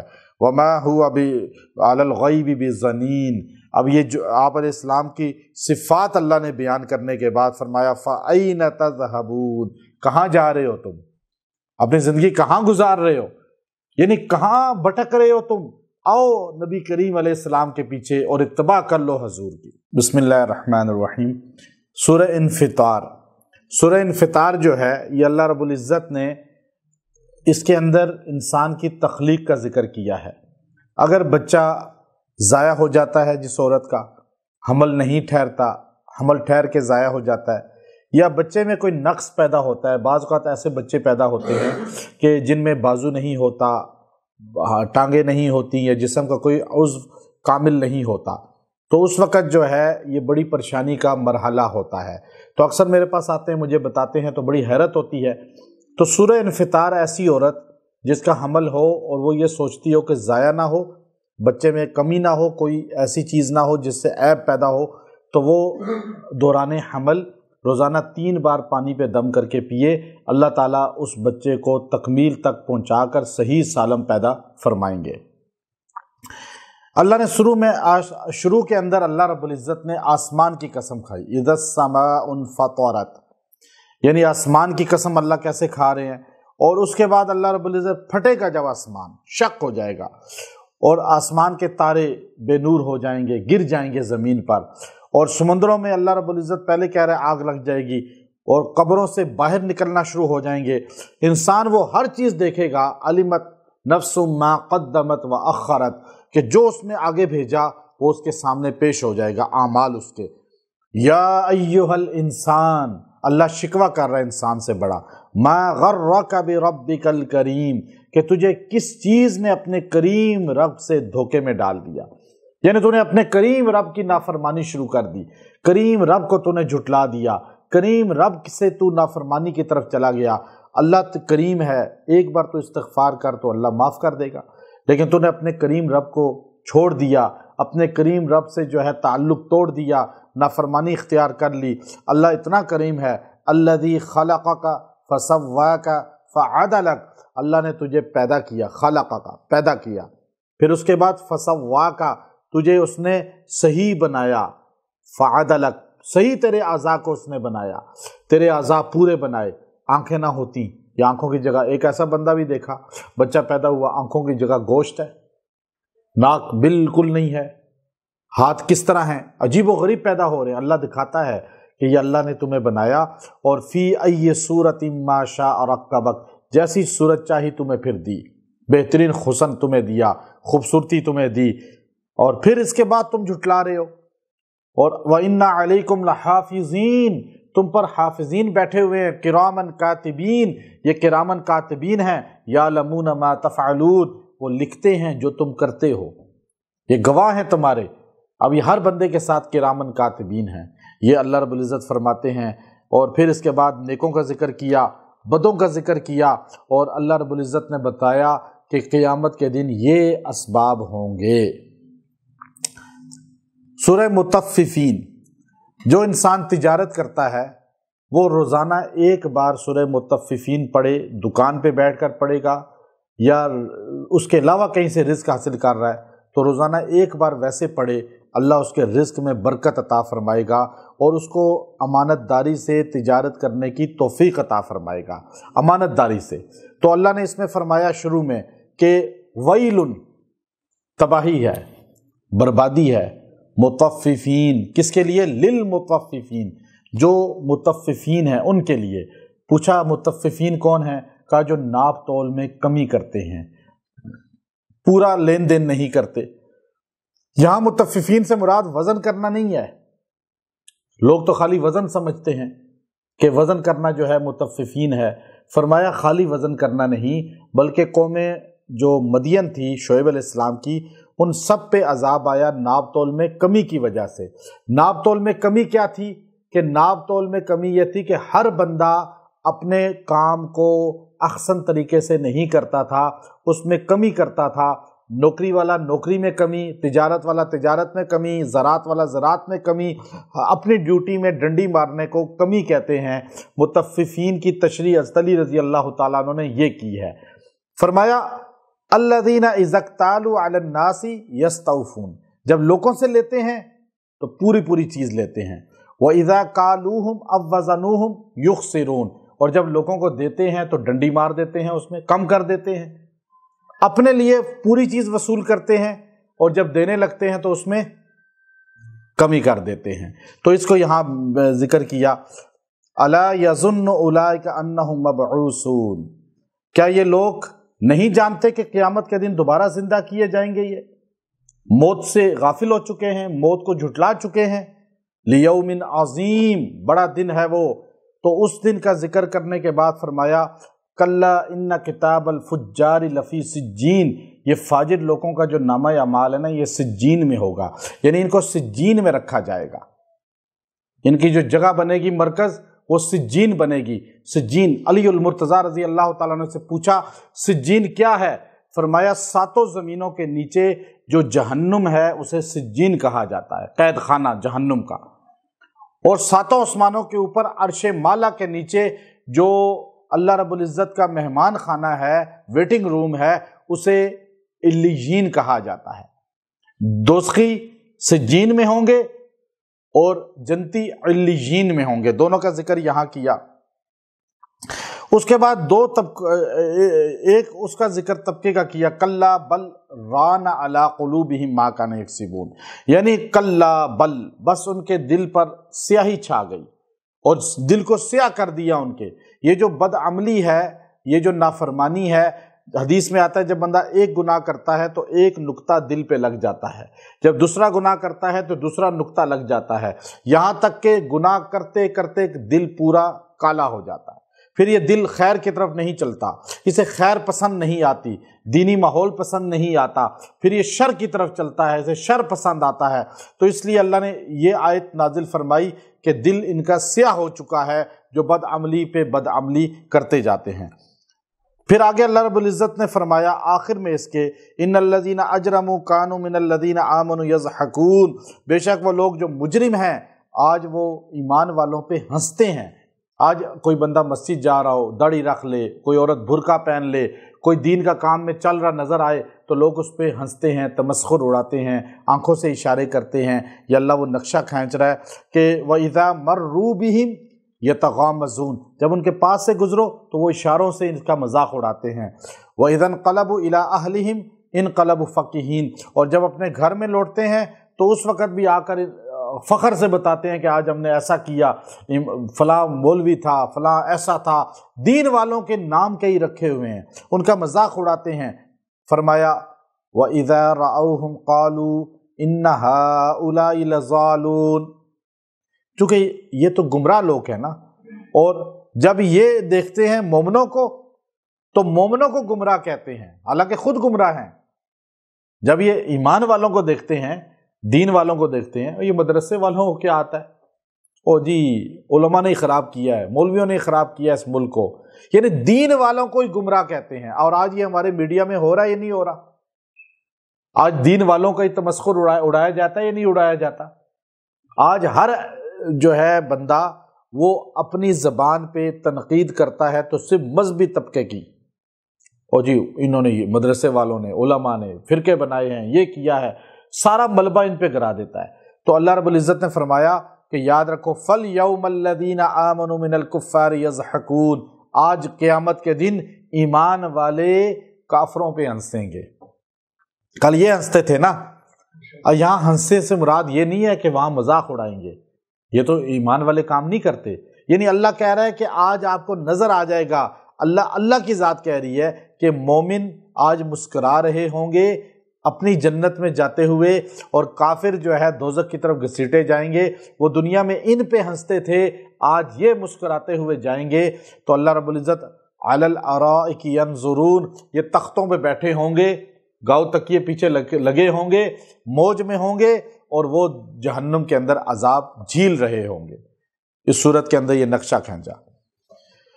سورہ انشقاق، سورہ انشقاق، سورہ انشقاق جو ہے، اگر اکثر جو ہے دماغ کمزور ہوتے ہیں بچوں کے، حافظہ کمزور ہوتا ہے، تو آپ ایسے بچوں کو سورہ انشقاق پانی پہ دم کر کے پلائیں اور ان کے سر کی تیل پہ دم کر کے مالش کریں، اللہ ان کے دماغ کو قوی کر دے گا، ان کی قوت بینائی کو بھی تیز کرے گا اور قوت حافظہ کو بھی مزید تیز کرے گا۔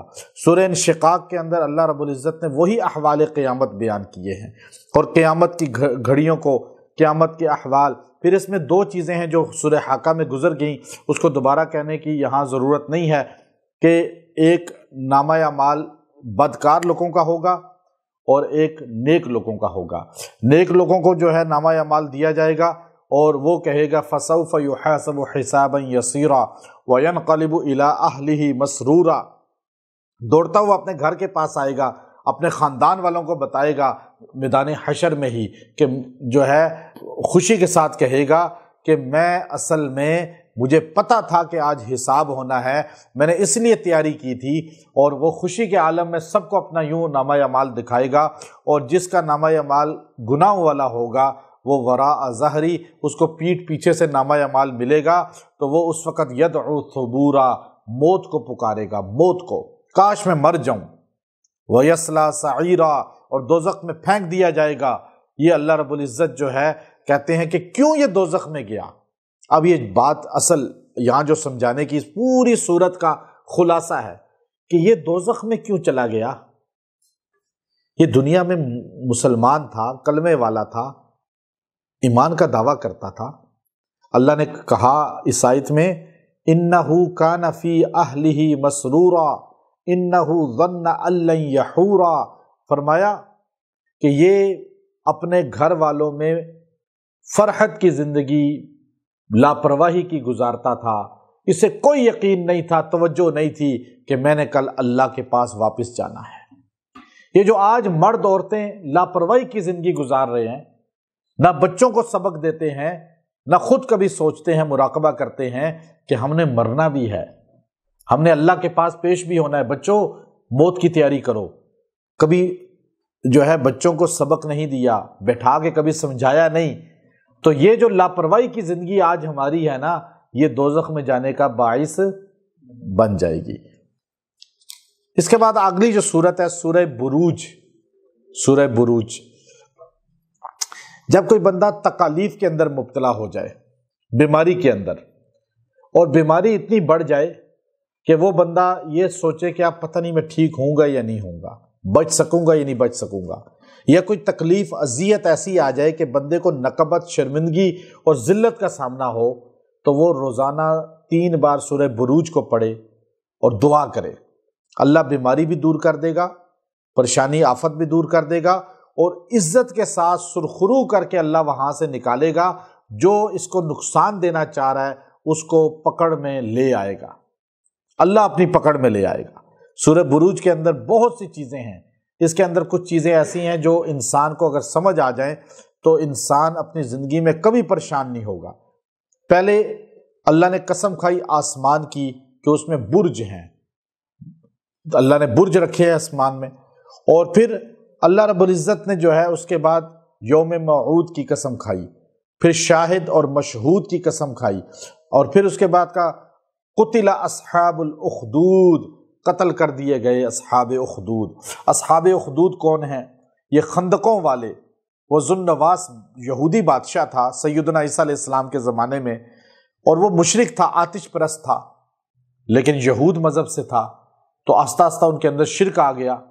عیسیٰ علیہ السلام نے تبلیغ کی تو چند لوگ آپ کی طرف ہوئے، تو عیسیٰ علیہ السلام کے بعد یہ آیا تھا، تو اس نے یمن کے قریب یہ بادشاہ تھا، تو وہاں پر اس کو ایک بہت بڑے نجومی نے، کاہن نے، جادوگر نے، ساحر نے، جو پورے ملک میں نامور تھا، اس نے کہا کہ مجھے کوئی ایسا بچہ دو جس کو میں ٹریننگ دوں، اور وہ اتنا بڑا جادوگر بنے گا کہ آپ کے ملک میں کوئی آپ کو سلطنت میں آپ کے نقصان نہیں دے سکے گا، میری زندگی ہے کوئی پتہ نہیں، میں کسی کو اپنا علم منتقل کر دوں۔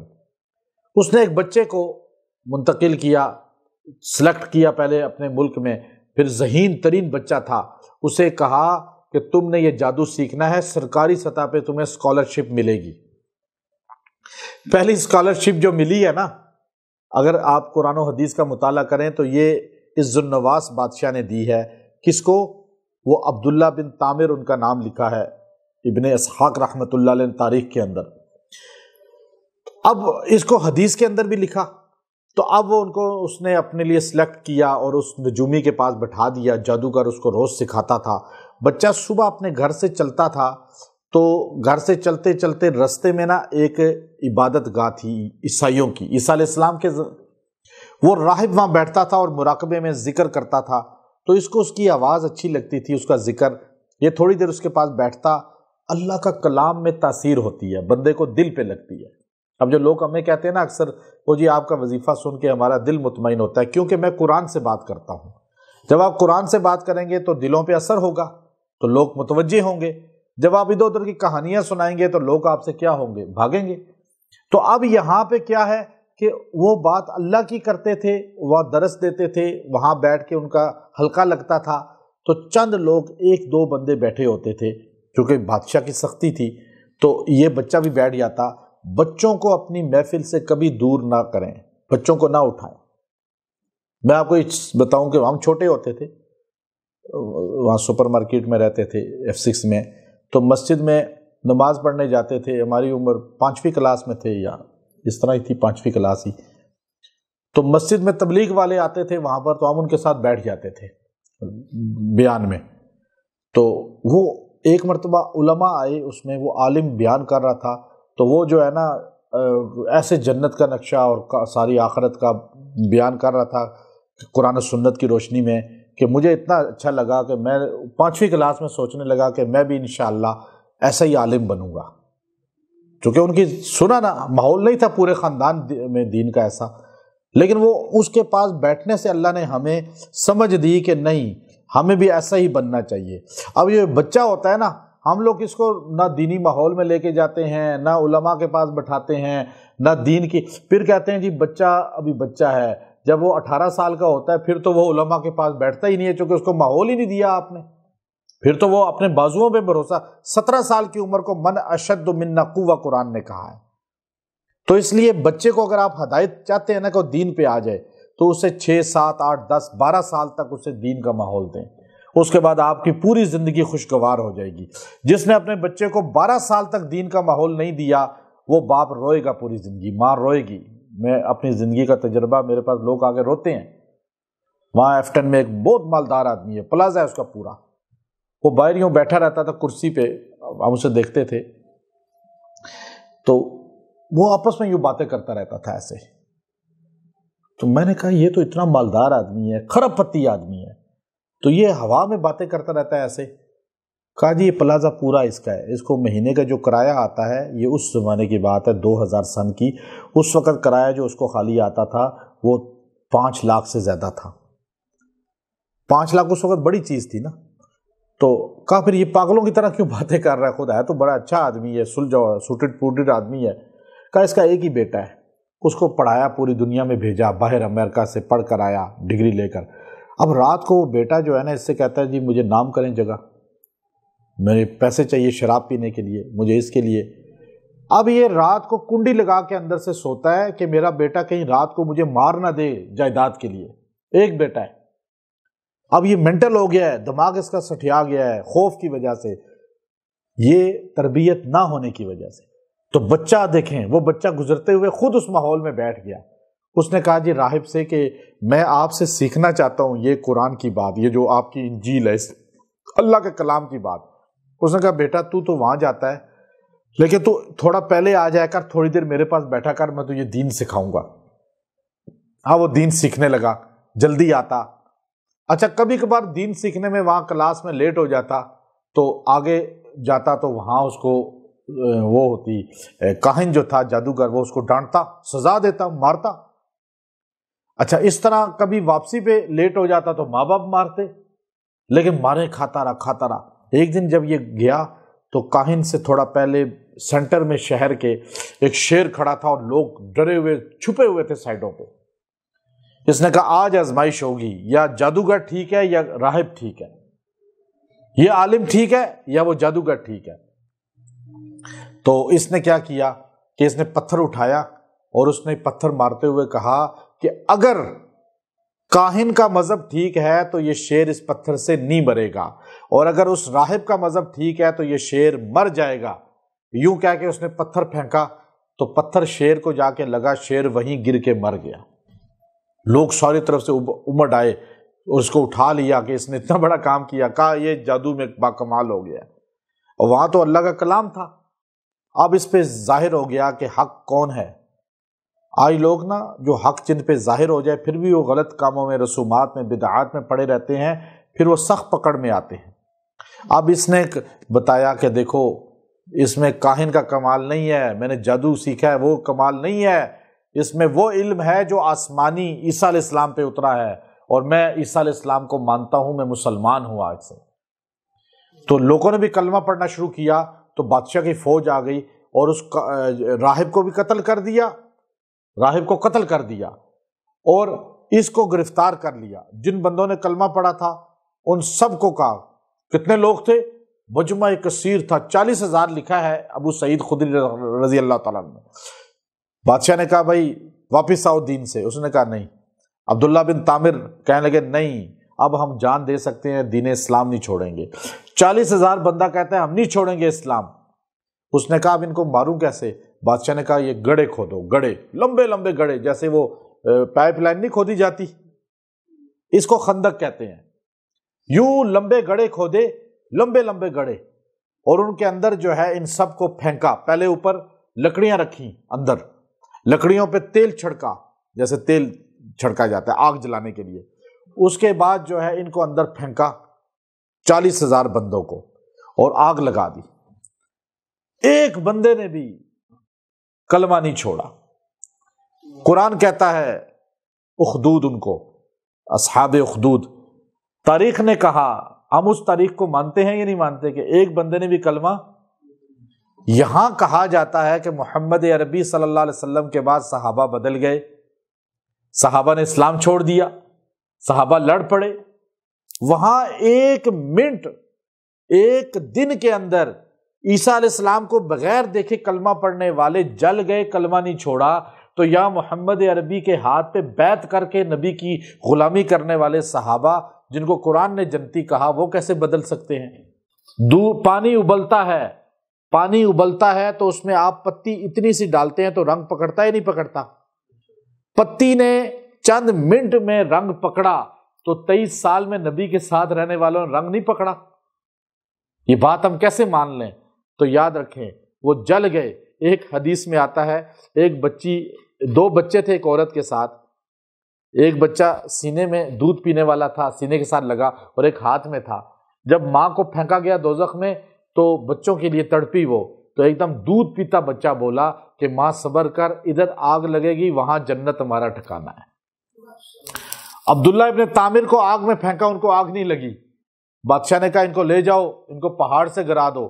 پہاڑ پہ لے کے گئے، جو بندے لے کے گئے تھے وہ بندے گر گئے پہاڑ سے، یہ بچ کے واپس آ گئے۔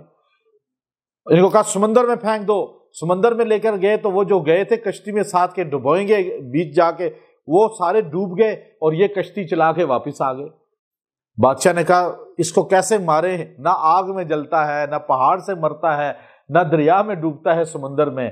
تو عبداللہ نے کہا، عبداللہ ابن تامر نے، کہ میں تمہیں طریقہ بتا سکتا ہوں۔ یہ جو جلائے گئے تھے نا لوگ، یہ اس کے بعد جلائے گئے تھے، جو میں واقعہ آپ کو بتا رہا ہوں۔ عبداللہ ابن تامر نے کہا کہ آپ ایک کام کرو کہ مجھے تیر پھینکے، تیر کمان والا، لیکن مجھے جب تیر پھینکے تو پھینکتے ہوئے کہے بسم اللہ رب ھذا الغلام، یہ جملہ کہے کہ میں آغاز کرتا ہوں، شروع کرتا ہوں اس غلام کے رب کے نام سے، اس لڑکے کے۔ غلام وہ لڑکا تھا۔ تو بادشاہ نے کہا چلو اس کو مارو، کسی طرح ہی مرتا ہے، یہ جملہ کہہ دو۔ تو اس تیر والے نے تیر کھینچا اور اونچی آواز سے کہا بسم اللہ رب ھذا الغلام، تیر پھینکا ان کی یہاں لگا آ کر، یہ وہیں پہ شہید ہو گئے۔ لیکن اس جملے سے 40,000 بندہ کلمہ پڑھ کے مسلمان ہو گیا۔ انہوں نے اس کرامت کو دیکھ کر کلمہ نہیں چھوڑا اور زندہ آگ میں جل گئے۔ نبی کریم علیہ الصلوۃ والسلام کے صحابہ میں امیر معاویہ رضی اللہ عنہ کے زمانے میں اور حضرت عمر رضی اللہ عنہ کے زمانے میں یمن میں جو ہے، ابن اسحاق رحمۃ اللہ علیہ طبقات میں لکھا کہ ایک جگہ خندق کھدی تو ایک قبر نکل آئی، وہاں ایک نوجوان یوں بیٹھا ہوا تھا اور اس نے اپنا ہاتھ یوں رکھا ہوا تھا، کنپٹی پہ ہاتھ رکھا ہوا تھا۔ تو ہم نے اس کا ہاتھ اٹھایا تو خون نکلنا شروع ہو گیا، ہم نے واپس ہاتھ یوں کیا تو خون بند ہو گیا۔ حضرت عمر کو کہا کہ یہ کون ہے؟ آپ نے کہا یہ وہی اصحاب اخدود والا عبداللہ بن تامر رحمۃ اللہ علیہ ہیں، اور ان کو اللہ نے کیسے خون جاری رکھا ہے ان کا۔ کہا اس قبر کو بند کر دو، کسی کو پتہ نہ چلے۔ دوبارہ اس کو محفوظ کر دیا گیا۔ تو اس کو اللہ نے یہاں، اس کے بعد اللہ رب العزت نے یہاں ایک ایسا جملہ ہے، اگر آپ کسی کو اللہ کی پکڑ میں لانا چاہتے ہیں نا، جس سے آپ تنگ آ گئے ہیں، تو یہ آیت اس کی پڑھیں، اس کی آیت نمبر یہ 12 پڑھیں، ان بطش ربک لشدید، ان بطش ربک لشدید، 70 بار پڑھ کے اس کے لیے دعا کریں۔ اور اگر کسی کو اپنی محبت میں مبتلا کرنا چاہتے ہیں، بے قرار کرنا چاہتے ہیں، اب جائز مقصد کے لیے کریں گے تو اللہ کی مدد آ جائے گی۔ وہ آیت ہے اس کی، وہ 16 نمبر آیت نمبر اس کی 14، آیت نمبر 14 اس کی، وَهُوَ الْغَفُورُ الْوَدُودُ، وَهُوَ الْغَفُورُ الْوَدُودُ، اس میں بڑی تاثیر ہے۔ اگر کسی کو بھی میٹھی چیز پر یہ دم کر کے 70 بار کھلا پلا دیں، اللہ اس کے دل میں آپ کی محبت کو گاڑ دے گا۔ اگر وہ قریب نہیں ہے تو پڑھ کے اس کے تصور کر کے پھونک دیں، یہ عمل 3 دن کر لیں، انشاءاللہ آپ محبوب کسی کی بھی محبت جائز کے لیے کرتے ہیں، اللہ اس کو آپ کے لیے بے قرار کر دے گا۔ اس میں اللہ جو ہے یہ جملہ وہ ہے جو اللہ نے اصحاب اخدود کے واقعے کے بعد بیان کیا اور محبت کی اعلیٰ مثال دی ہے اس کے اندر۔ وآخر دعوانا ان الحمدللہ رب العالمین۔ سورۃ طارق جو ہے یہ قرآن حکیم کی مکی صورتوں میں سے ہے، اور اس صورت کو بڑی افادیت حاصل ہے کہ اگر انسان جو ہے جب کسی پر جنات کا شدید اٹیک ہو اور جنات کا اسے دورہ پڑتا ہو اور مرگی کا دورہ پڑتا ہو، خاص طور پہ جو مرگی ہوتی ہے یہ دماغی بعض اوقات بیماری ہوتی ہے، بعض اوقات یہ جناتی وبا بیماری ہوتی ہے۔ اگر مرگی کا دورہ پڑتا ہے اور وہ بندہ بے ہوش ہو کے گر جاتا ہے، یا بار بار اسے غشی آتی ہے، یا جنات حاضر ہو جاتے ہیں اور جنات اس کو تکلیف دیتے ہیں، تو اس کے لیے قرآن حکیم کی یہ صورت بہت ہی تیر بہدف ہے۔ اگر مریض کے کان میں پڑھ کے اس کو پھونکا جائے اور مریض کے سر پہ ہاتھ رکھ کے اس کو پڑھ کے پھونکا جائے، یا پانی پہ دم کر کے اس کو پلایا جائے، مریض کو اللہ تعالیٰ شفا عطا فرما دیں گے، اور اس پانی کے چھینٹے بھی اس پہ دیں۔ اور اگر انسان کے دماغ میں جنات کا بسیرا ہو جائے اور اسے وسوسے اور خوف رہے تو وہ تیل پہ دم کر کے سر کی مالش بھی کرے، اور اللہ رب العزت اس کو انشاءاللہ جنات کے ہر وار سے اس صورت کی وجہ سے بچا لے گا۔ اللہ نے والسماء والطارق، آسمان کی قسم کھائی، اور آسمان میں طارق کہہ کر قسم کھائی اللہ رب العزت نے کہ آسمان میں جو وقت آنے والا ہے، طارق، تو آسمان کی قسم کھائی، اور طارق، لفظ طارق کیا کہ طارق جو نام رکھا جاتا ہے تو اس نام میں کوئی حرج نہیں ہے۔ یہ وَمَا أَدْرَاكَ مَا الطَّارِقُ، اب آپ کو کیا معلوم رات کا وہ پہر جو ہے، یہ طارق جو ہے یہ کیا چیز ہے۔ طارق کی پھر اللہ نے خود تشریح کی آگے کہ النجم الثاقب، یہ ستارہ ہے ثاقب جو ہے، وہ ستارہ جو روشنی پھوٹتی ہے اس سے، یا جنات جس کے نام سے ڈرتے ہیں، کانپتے ہیں۔ طارق جو نام ہے، اس نام سے اسی لیے سورۃ طارق میں جب آپ یہ آیت پڑھتے ہیں نا، والسماء والطارق وما ادراک ما الطارق، والسماء والطارق، اس کو بار بار تکرار کریں۔ جنات شیاطین اس نام سے کانپ اٹھتے ہیں اور ان کے اندر ایک ہلچل پڑ جاتی ہے، وہ پگھلنا شروع ہو جاتے ہیں اور وہ جھلسنا شروع ہو جاتے ہیں، بڑے سے بڑا دیو کیوں نہ ہو وہ اس سے کانپ اٹھتا ہے۔ تو اللہ رب العزت نے اس کی قسم کھائی اور بتایا کہ یہ ستارہ چونکہ چمکنے والا ستارہ ہے، یہ آسمان کا روشن ستارہ ہے، اور شیاطین جنات جو ہیں وہ اٹھتے ہیں آسمان کی طرف، تو آسمان سے ستارے ان پہ پھینکے جاتے ہیں، تو وہ اس ستارے کے جو چمکنے والا ستارہ ہے جس میں ان کو دیکھ لیا جاتا ہے تو یہ گھبرا کر جو ہے اس کے نام سے بھی خوف زدہ ہو جاتے ہیں۔ ان کل لما، فرمایا ان کل نفس لما علیہ حافظ، اور ہر نفس پر، ہر جان پر جو ہے وہ نگہبان مقرر ہیں۔ اب یہ ذکر کیا، دیکھیں کس کا ذکر کیا، نجم الثاقب کا، پہلے طارق کہا، اب آگے اللہ تعالیٰ نے کہا ہر نفس پر نگہبان مقرر ہیں۔ اب یہ شیطان تو ہمیں مارنا چاہتا ہے اور آسمان سے خبریں لانا چاہتا ہے اور جھوٹی خبریں کہانوں کو دکھانا چاہتا ہے، لیکن اللہ نے آسمان کے ستارے کو یہ ڈیوٹی سونپی، اور زمین پر سورۃ طارق پڑھنے والوں کی اللہ حفاظت کراتا ہے، چونکہ نبی کریم علیہ السلام نے فرمایا ہر انسان کے جسم میں 360 جوڑ ہیں، ہر جوڑ کی حفاظت پر ایک فرشتہ متعین ہے، جن چاہتے ہیں کہ وہ آپ کے جوڑوں کو باری باری ڈیمیج کریں، خراب کریں۔ جب آپ دعائیں چھوڑ دیتے ہیں تو اس حصے سے فرشتہ تھوڑا سا ہٹتا ہے، آپ کی دعائیں نہ پڑھنے کی وجہ سے، فسق و فجور گناہوں کی وجہ سے، تو اس حصے پہ جن اپنا حملہ کر کے اسے جکڑ لیتے ہیں۔ تو بعض لوگوں کے گردے پکڑے جاتے ہیں، بعض کے معدے پکڑے جاتے ہیں، بعض کے سر پکڑے جاتا ہے، دل پکڑا جاتا ہے، پھیپھڑے پکڑے جاتے ہیں، دماغ پکڑا جاتا ہے، آنکھیں پکڑی جاتی ہیں۔ جسم ہر بندے کا آج کل بیماریوں کا مرکز بنا ہوا ہے۔ کیوں؟ کہ ادھر اللہ کی یاد چھوڑتا ہے، دعائیں چھوڑتا ہے۔ ماسورہ دعائیں جو ہیں صبح و شام کی، کھانا کھاتے ہوئے، واش روم جاتے ہوئے، یہ ہماری حفاظت کے فرشتوں کو الرٹ کر دیتی ہیں کہ چونکہ علم غیب تو اللہ رکھتا ہے نا، بندہ تو نہیں یا مخلوق تو نہیں جانتی۔ اب بندہ جب باتھ روم جا رہا ہے تو فرشتے، اب بندہ جو ہے اور ایسے صبح و شام کے وقت گزار رہا ہے، تو اب فرشتے جب یہ دعا پڑھتا ہے تو ایک دم الرٹ ہو جاتے ہیں کہ اب یہ بندہ ادھر جا رہا ہے، اب یہ بندہ یہ کھانے لگا ہے، تو اس پہ ڈیوٹی دو کہ کوئی جن اس کے ساتھ پیٹ میں نہ جائے۔ جراثیم یا جن برابر یہ بات کہ باتھ روم سے جراثیم لگتے ہیں، ہاتھ نہ دھوئیں تو کھانے کے ساتھ جراثیم آپ کے پیٹ میں چلے جاتے ہیں۔ نبی کریم علیہ السلام نے کہا بسم اللہ پڑھو اور ہاتھ دھو کے کھانا کھاؤ تو آپ کو بیماری کوئی نہیں لگے گی۔ تو آپ اس کی تشریح سائنس نے کر دی آج۔ تو اس لیے یہاں اللہ نے کہا ہر نفس پر، ہر انسان پر ایک اس کے حافظ ہیں، اس کے نگہبان ہیں، اور وہ نگہبان فرشتے ہیں۔ فَلْيَنْظُرِ الْإِنسَانُ مِمَّا خُلِقَ، اے انسان تجھے اتنا پروٹوکول میں نے دیا کہ تیرے فرشتے 360 جوڑوں پہ نگہبانی کر رہے ہیں۔ یہ تو کھاتا ہے نا کھانا، تو لقمہ یہاں پہنچ کے اللہ سے پوچھتا ہے کہاں جاؤں، سانس کی نالی میں یا خوراک کی نالی میں؟ اگر زندہ رہنا ہے تو اللہ کہتا ہے خوراک کی نالی میں، ورنہ سانس کی نالی میں چلا جائے تو بندہ وہیں تڑپ کے مر جائے۔ سلیمان بن عبد الملک بڑا جاؤ حشمت والا بادشاہ تھا۔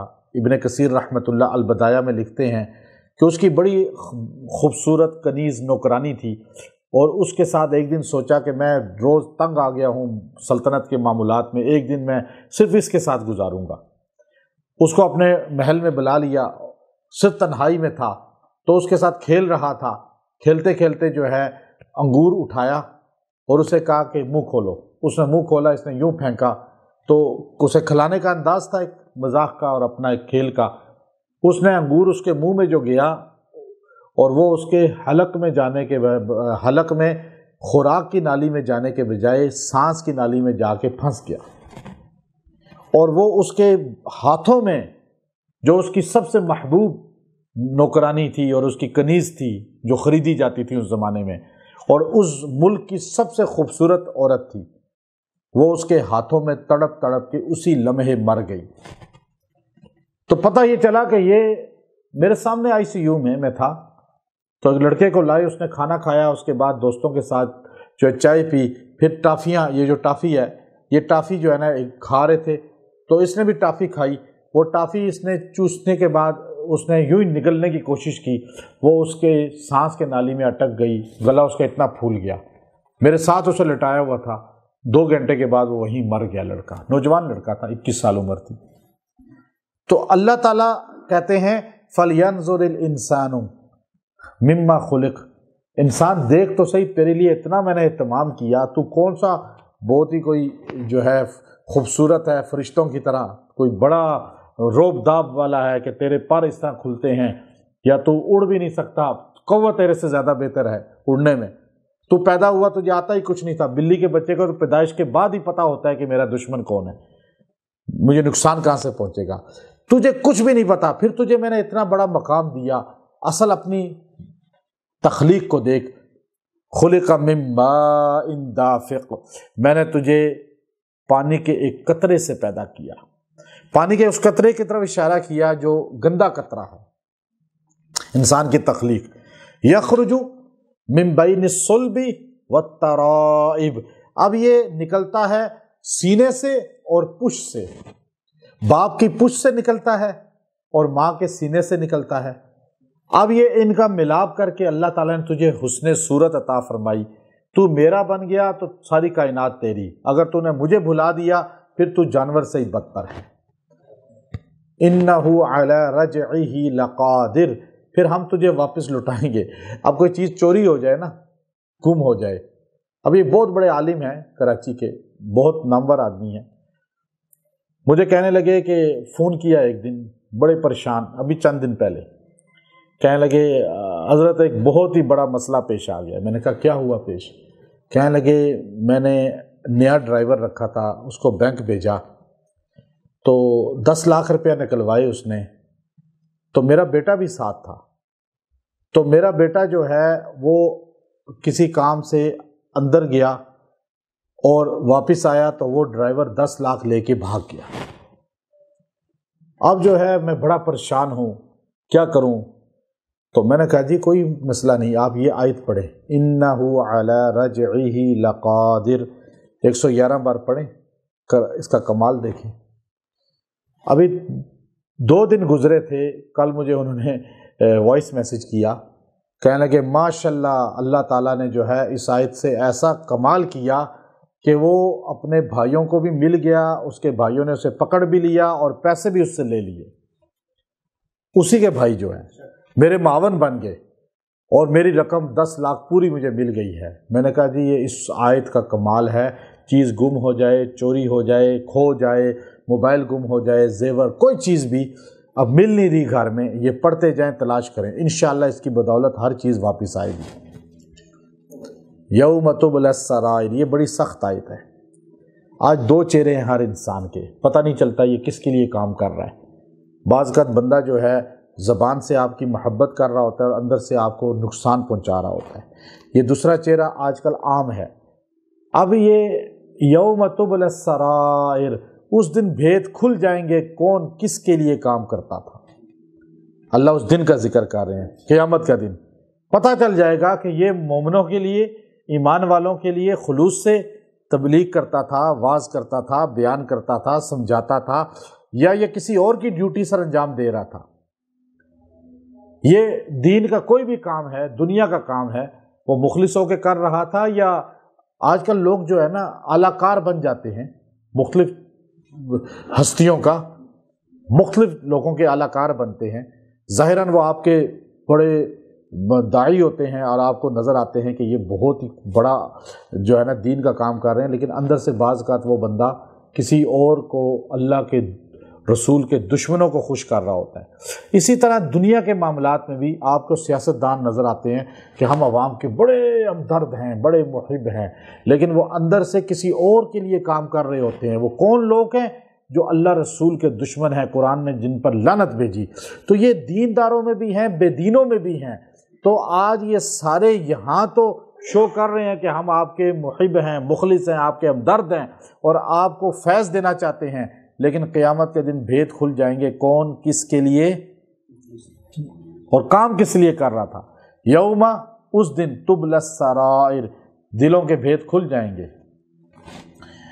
اور پھر اللہ رب العزت نے اس کی آخری جو آیتیں ہیں نا، انہم یکیدون کیدا واکید کیدا فمہل الکافرین امہلہم رویدا، یہ آیتوں میں بڑی تاثیر ہے۔ جن ہو نا گھر میں، جن گھر کے اندر آپ کے شور مچاتے ہوں، آوازیں آتی ہوں، چیختے ہوں، نظر آتے ہوں، آپ 4 میخیں لے لیں، ان پر یہ ہر میخ پر 26 بار یہ آیتیں، یہ 3 آیتیں، ہر آخری 3 آیتیں سورہ طارق کی، ہر میخ پر 26 بار پڑھ کے پھونکیں، اس کو گھر کے چاروں کونوں میں گاڑ دیں، انشاءاللہ وہ چیزیں بھاگ جائیں گی، گھر میں جن نہیں رہیں گے۔ سورہ اعلیٰ، سبح اسم ربک الاعلیٰ الذی خلق فسوی، یہ سورہ اعلیٰ جو ہے یہ جس آدمی کو بواسیر ہو جائے، خونی ہو یا بادی ہو، 7 بار پانی پہ دم کر کے روز پیے، انشاءاللہ اللہ تبارک و تعالی بواسیر کو ختم کر دے گا۔ لیکن بواسیر کے لیے پانی صرف استعمال کرے، ٹشو یا کوئی پتھر استعمال نہ کرے استنجا کے لیے، اور اس پانی کو کثرت سے پیے۔ اللہ تبارک و تعالی خونی بادی ہر بواسیر سے سورہ اعلیٰ کی برکت سے نجات دے دے گا، چونکہ جو بواسیر ہے یہ انسان کو وہ مرض ہے جو ناپاکی میں مبتلا کر دیتا ہے، انسان مجلس میں بیٹھ نہیں سکتا، تکلیف ہوتی ہے، اسے اذیت ہوتی ہے۔ اللہ تبارک و تعالی نے اس صورت کے اندر اپنی تسبیح بیان کی، سبح سبح سبح کہہ کے بتایا کہ پروردگار کی جو تسبیح ہے، شان ہے، اس کو بیان کرو، اسم ربی کا، اپنے رب کے نام سے تسبیح کرو جو اعلیٰ ہے، اعلیٰ۔ حضور علیہ السلام نے صحابہ سے کہا کہ جب بھی سورہ اعلیٰ پڑھو تو سبحان ربی الاعلیٰ کہا کرو۔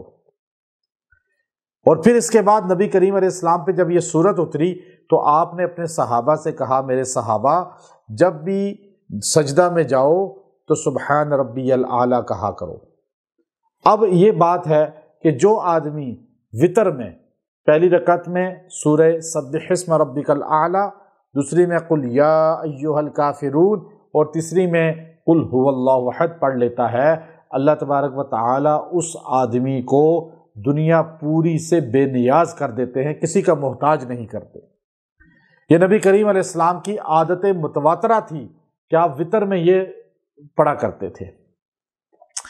اللہ رب العزت نے الذی خلق فسوا کہ انسان کی تخلیق کا ذکر بھی کر دیا کہ تمہیں میں نے صحیح پیدا کیا، تعریف کرو میری۔ اللہ پہلے کہتا ہے اللہ کو تعریف کرو، اللہ کو یاد کرو، کیونکہ میں نے تمہیں فسوا صحیح سالم پیدا کیا۔ والذی قدر فہدا، پھر چونکہ انسان کی تخلیق کے مراحل سارے اللہ رب العزت نے احسن طریقے سے پورے کیے۔ اس کے اندر جو آگے آیت ہے سنقرئک فلا تنسا، آیت نمبر جو ہے اس میں 6 ہے۔ ایک آدمی کا حافظہ کمزور ہو جائے، یاد نہ سبق ہوتا ہو، تو وہ سبق یاد کرنے سے پہلے 3 بار اس کو پڑھ کے اپنے سینے پہ پھونکے، پھر وہ سبق یاد کرے، پیپر سامنے آئے، پیپر پڑھنے سے پہلے 3 بار یہ آیت پڑھ کے سینے پہ پھونکے، پھر پیپر پڑھے اور حل کرے، اللہ حافظہ قوی کرے گا، دماغ پہ نزول کرے گا۔ وَنُيَسِّرُكَ لِلْيُسْرَىٰ، جب کوئی کام کرے، کوئی بھی کام شروع کرے، نیا کام، تو روزانہ اس کو 3 بار پڑھ لیا کرے، اللہ اس کام میں سہولتیں پیدا کر دے گا، اللہ اس میں سے دشواریاں اٹھا لے گا۔ ہر کام میں، کوئی بھی دنیا کا کام کرتا ہے۔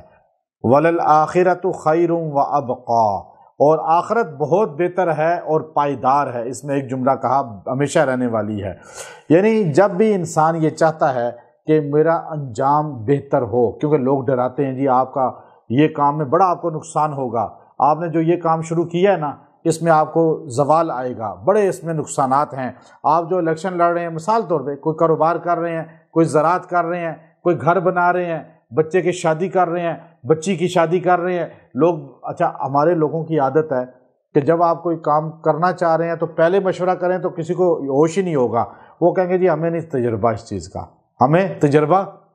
لیکن جب آپ شروع کر دیں نا، پھر ہر بندہ آگے آپ کو کہے گا یہ مکان آپ نے جو شروع کیا نا یہ بڑا خراب ہوگا، آپ جیسے بنا رہے ہیں۔ پہلے بولے گا کوئی نہیں، جب آپ رشتہ کر رہے ہیں تو پہلے کوئی نہیں بولے گا، جب رشتہ دے دیں نا بیٹی کا یا بیٹے کا رشتہ کر لیں کہیں سے، پھر لوگ آگے کہیں گے جی اوہو یہ لوگ تو صحیح نہیں، آپ ہم سے پوچھ تو لیتے، پہلے پوچھیں تو سارے کہیں گے جی بالکل ٹھیک ہے۔ یہ عادت ہے نا ہمارے لوگوں کی کہ بد دل کرتے ہیں، گمراہ کرتے ہیں۔ کاروبار آپ شروع کر دیں، اوہو آپ نے کیا شروع کر دیا۔ یہ آیت آپ جب ایسا معاملہ آ جائے نا، اب آپ پھنس گئے ہیں، اب آپ کو لوگ چونکہ جتنی باتیں کریں گے، آپ بھی دماغ آپ کا کمزور ہے، اب آپ ان کی باتوں میں پریشان ہو جائیں گے کہ پتہ نہیں یہ رشتہ صحیح ہے یا نہیں، یہ کاروبار صحیح ہے، یہ گھر بنانا ٹھیک ہے، یہ ایریا ٹھیک ہے تو یا نہیں۔ تو آپ یہ آیت روزانہ 11 بار پڑھیں اور دعا کریں، اللہ آپ کے بعد کو، مستقبل کو، آپ کے اس کام کو بہترین کر دے گا۔ یہ کیا ہے؟ وَلَلْآخِرَةُ خَيْرٌ وَأَبْقَىٰ، یعنی وہ کام ابقا جو ہے نا، اس کا معنی ہے کہ اس کام میں خیر ہوگی اور بقا ہوگی۔ یہ نہیں ہے کہ رشتہ بعد میں ٹوٹ جائے گا، کاروبار ٹھپ ہو جائے گا، یعنی ابقا کا لفظ بتاتا ہے کہ بعد میں آپ کو انشاءاللہ فائدہ ہوگا۔ خیر تو ہے ہی ہے، خیر کا لفظ تو آ گیا بیچ میں، تو یہ آپ اس کے ترجمے کو دیکھ کر چلیں۔ سورہ غاشیہ، سورہ غاشیہ، اگر انسان جو ہے، جب بھی انسان پریشان ہوتا ہے اور انسان کو یہ چیز مانے ہو کہ ہماری کوئی بھی خوراک ہے، ہماری کوئی بھی لباس ہے، ہمارا گھر ہے، ہمارا کوئی بھی ایسا کام ہے، اس سے ہمیں اللہ رب العزت جو ہے شر کو اٹھا کے خیریں ہی دے اور اس میں ہمیں برکت ہی دے، اور اللہ تعالیٰ اس میں سے ذلت کو اٹھا دے، نکبت کو اٹھا دے اور حاسدین کے حسد سے بچا لے، شر والوں کے شر سے بچا لے، چونکہ لوگ اپنا حسد نظر بھی لگاتے ہیں، ان ساری چیزوں سے بچنے کے لیے اس کام، اور اولاد ہے اولاد پر، کاروبار ہے کاروبار پر، دکان پر، زمین پر، گھر پر، آپ نے جو ہے سورہ غاشیہ، غاشیہ کہتے ہیں چھا جانے والی، ڈھانپ لینے والی، آپ جب یہ پڑھ کے پھونکیں گے یہ اس کو ڈھانپ لے گی، حاسدین کے حسد سے آپ کی اس چیز کو بچا لے گی، فتنے والوں کے فتنوں سے، نظر بد والوں کے نظر بد سے، جادوگروں کے جادو سے، جنات کے وار سے ڈھانپ لے گی۔ یہ اس کو جیسے گاڑی پہ نہیں آپ ڈالتے اس کا کور، ڈھانپ لیتی ہے اس کو، اسی طرح کوئی بھی چیز کو چھپا لیتی ہے۔ سورہ غاشیہ آپ کو پریشانیوں سے چھپا لے گی، مخلوق سے پریشان آپ نہیں ہوں گے۔ هل اتاک حدیث الغاشیہ، کیا آپ کو پتہ ہے غاشیہ کیا ہے؟ خبر پہنچی ہے؟ اللہ نے کہا وجوہ یومئذ خاشیہ، اس دن بڑے چہرے جو ہے وہ خراب ہو جائیں گے، بہت سے چہرے، یعنی یہاں پر بڑے میک اپ کر کے پھرتے ہیں، بڑے بن ٹن کر پھرتے ہیں، لیکن اس دن کیا ہوں گے؟ ان پر ذلت چھائی ہوگی، ذلیل ہو جائیں گے بہت سے چہرے۔ اصل ذلت وہاں کی ہے جو انسان بچنا چاہیے، یہاں کی ذلت کوئی ذلت نہیں ہے۔ تو فرمایا عاملۃ ناصبہ، عاملۃ، حضرت عمر رضی اللہ تعالیٰ عنہ اس آیت کو پڑھ کے روتے تھے۔ ایک مرتبہ ایک آدمی کو دیکھا، وہ جیسے بدھسٹ کرتے ہیں نا پریکٹس، اپنی ریاضت کرتے ہیں، ہندو بھی کرتے ہیں، پنڈت پانی کے اندر اتر جاتے ہیں، یہاں تک ساری رات کئی ہفتے پانی میں بیٹھے رہتے ہیں، باہر نہیں نکلتے، بھوکے رہتے ہیں۔ اچھا، جوگی بھی ایسے کرتے ہیں، یہ بدھسٹ بھی ایسے کرتے ہیں۔ تو اسی طرح ایک آدمی تھا، عیسائیوں کا راہب تھا، اس نے اپنے آپ کو اتنی اذیت دی ہوئی تھی مراقبے کر کے اور یہ ریاضت کر کے کہ بالکل تنکا ہوا تھا، پتلا دبلا، ہڈیاں نکلی ہوئی تھیں، اور آج ہمارا کوئی بندہ دیکھ لے تو وہ اس کو ولی اللہ سمجھنا شروع ہو جائے، اور جی تو بڑے پہنچی ہوئی سرکار ہیں۔ اتباع سنت اصل چیز ہے۔ تو حضرت عمر نے اس کو دیکھ کر روئے۔ آپ نے فرمایا یہی لوگ ہیں جن کے لیے یہ آیت اتری ہے، عاملۃ ناصبہ، عاملہ یعنی عمل کر رہے ہیں، ناصبہ تھکا دینے والے، لیکن ایمان نہیں ہے، یہ کسی کام نہیں آئیں گے۔ دنیا بھی ان کی تباہی ہے، آخرت بھی تباہی ہے، یہاں بھی محروم ہے، وہاں بھی محروم ہے۔ یہ ان لوگوں کے لیے اترا ہے جو نانگے لوگ، یہ روڈوں پہ جو ننگے بیٹھے ہوتے ہیں نا، لوگ جا کے ان کو ولی اللہ سمجھتے ہیں، یہ عاملۃ الناصبہ ہیں کہ یہاں بھی محنت کر رہے ہیں، کوئی سرخروئی نہیں۔ یہ نبی کی طریقہ نہیں ہے کہ ننگے ہو کے یوں آپ ہڈیاں بن جائیں اور بیٹھے رہیں۔ اسلام نے کہا کھاؤ پیو، کبھی روزہ رکھو، کبھی افطار کرو، رات کو کبھی تہجد پڑھو، کبھی سو جاؤ، اور صاف لباس پہنو، اور اسلام پاکی کو پسند کرتا ہے، صفائی کو پسند کرتا ہے۔ تسلا نارن حامیہ، کہاں داخل ہو جائیں گے؟ آگ کے اندر۔ طعامن، ان کو زری یہ زہریلی گھاس ہے، وہ کھلائی جائے گی۔ لا یسمن ولا یغنی من جوع، وہ کھائیں گے، نہ موٹے ہوں گے نہ بھوک ختم ہوگی۔ اب یہ پہلا طبقہ ہے جن کا چہرے ذلیل ہوں گے۔ وجوہ یومئذ ناعمہ، اس دن بہت سے چہرے ناعمہ ہوں گے۔ اب کوئی آدمی یہ چاہے کہ مجھے اللہ رب العزت جو ہے وہ نعمتیں عطا فرمائے، اتنی نعمتیں کہ میں کسی کا محتاج نہ ہوں، اور بعض اوقات خواتین بھی یہ چاہتی ہیں کہ ہم جو ہے حسین لگیں، مرد کی نسبت عورت زیادہ چاہتی ہے حسن، عورت کے اندر اللہ نے ایک صفت رکھی ہے کہ وہ حسین بننا چاہتی ہے، مرد جو ہے وہ قوی طاقتور بننا چاہتا ہے۔ عورت کا حسن کی زیادہ ایک نزاکت بھی اور اس کا ذوق بھی ہوتا ہے۔ یہ آیت جو انسان روزانہ اگر آپ کوئی کریم لگاتے ہیں اس پر دم کریں، نہیں تو بارش کے پانی پہ یہ دم کر کے اس کو 33 مرتبہ دم کر کے پانی پہ اس کو چہرہ دھوئیں اور پئیں، چند دن میں اللہ تعالیٰ چہرے کو منور کر دیں گے۔ اور کوئی آدمی پریشان ہو، اسے کوئی تکلیف پہنچی ہو، راحت نہ ہو، بے سکونی کی کیفیت ہو کہ جی میرا دل پریشان ہے، بعض اوقات بہت سے لوگ ایسے ہوتے ہیں ان کو آپ جتنی چاہے راحت میں بٹھا دیں کہتے ہیں نہیں خوشی نہیں ہے، دل پریشان ہے، تو آپ اس سے کہیں وہ آدمی خود یا دوسرا 41 بار یہ وجوہ یومئذ ناعمہ سورہ غاشیہ کی آیت پانی پہ دم کر کے اس کو پلائیں، اور وہ 8 نمبر آیت ہے، پلائیں بھی اور وہ اپنے سینے پہ پھونکے بھی یا دوسرا پھونک دے، انشاءاللہ اللہ اس کے دل کو سکون والا، راحت والا بنا دے گے، بے سکونی قلب کی ختم ہو جائے گی۔ لا تسمع فیہا لاغیہ، اور اس میں جنت کا ذکر کیا، اس میں کوئی لغو بات نہیں ہوگی، کوئی لغو بات، جو آدمی بےہودہ ہو نا، بہت زیادہ گالیاں دیتا ہو، بد اخلاقی، بد کلامی کرتا ہو، گندی باتیں کرتا ہو، تو ایسے مرد عورت کو 70 بار یہ آیت جو ہے پانی پہ دم کر کے کھلائیں پلائیں، اللہ تعالیٰ اس کو بےہودگی ختم کر دے گا۔ بد زبانی، گالیاں، جو بہت دیتا ہے گالیاں، اس کے اندر سے یہ گالیوں کی بیماری نکل جائے گی۔ لا تسمع فیہا لاغیہ، یعنی جنت میں کوئی لغو بات نہیں ہوگی، فضول بات نہیں ہوگی، بےہودگی والی بات نہیں ہوگی۔ فیہا عین جاریہ، اور بعض لوگ وہ کھولتے ہیں نا اپنا بورنگ، پوچھتے ہیں جی بور میں پانی نہیں آ رہا، پانی کیسے آئے گا؟ تو یہ جو آیت ہے نا، فیہا عین جاریہ، فیہا عین جاریہ، یہ 12 نمبر آیت ہے۔ یہ جو آدمی 70 بار پانی پہ دم کر کے اس بور میں پانی پھینک دے گا اور پڑھ کے دعا کرے گا، 3 دن یہ عمل کر لے، اللہ اس میں پانی کو جاری کر دے گا۔ آگے جو ہے نا اس میں تو افلا ینظرون الی الابل کیف خلقت، کیا تو نے دیکھا اونٹوں کو کیسے اللہ نے پیدا کیا؟ اب عرب کے معاشرے میں اونٹ کی مثال دینا بنتی تھی، چونکہ اس معاشرے میں ریگستان تھا۔ اب لینڈ کروزر جو ہے آج کی، پراڈو جو ہے، آپ وہ دیکھ لیں، V8 دیکھ لیں، اونٹ ان ساروں سے زیادہ اہمیت رکھتا ہے۔ کیوں کہ صحرا میں کوئی گاڑی کامیاب نہیں ان میں سے، صحرا میں بندہ بھوکا مر جاتا ہے، لیکن یہ اونٹ صحرا میں بھی کئی دن تک پیاس اور بھوک کے بغیر رہ سکتا ہے، پانی کے بغیر۔ اللہ نے اس کی مثال دیتے ہوئے کہا دیکھو اونٹ کو اللہ نے کیسے پیدا کیا۔ پھر اونٹ کی مثال امام راضی کہتے ہیں اس لیے دی کہ اونٹ غیور جانور ہے، باحیا جانور ہے۔ اونٹ کے سامنے اگر اس کی اونٹنی کو ذرا سا کوئی چھیڑ دے، کوئی تکلیف دے دے، اونٹ اس آدمی کی موت کا باعث بن جاتا ہے، مار کے اسے چھوڑتا ہے۔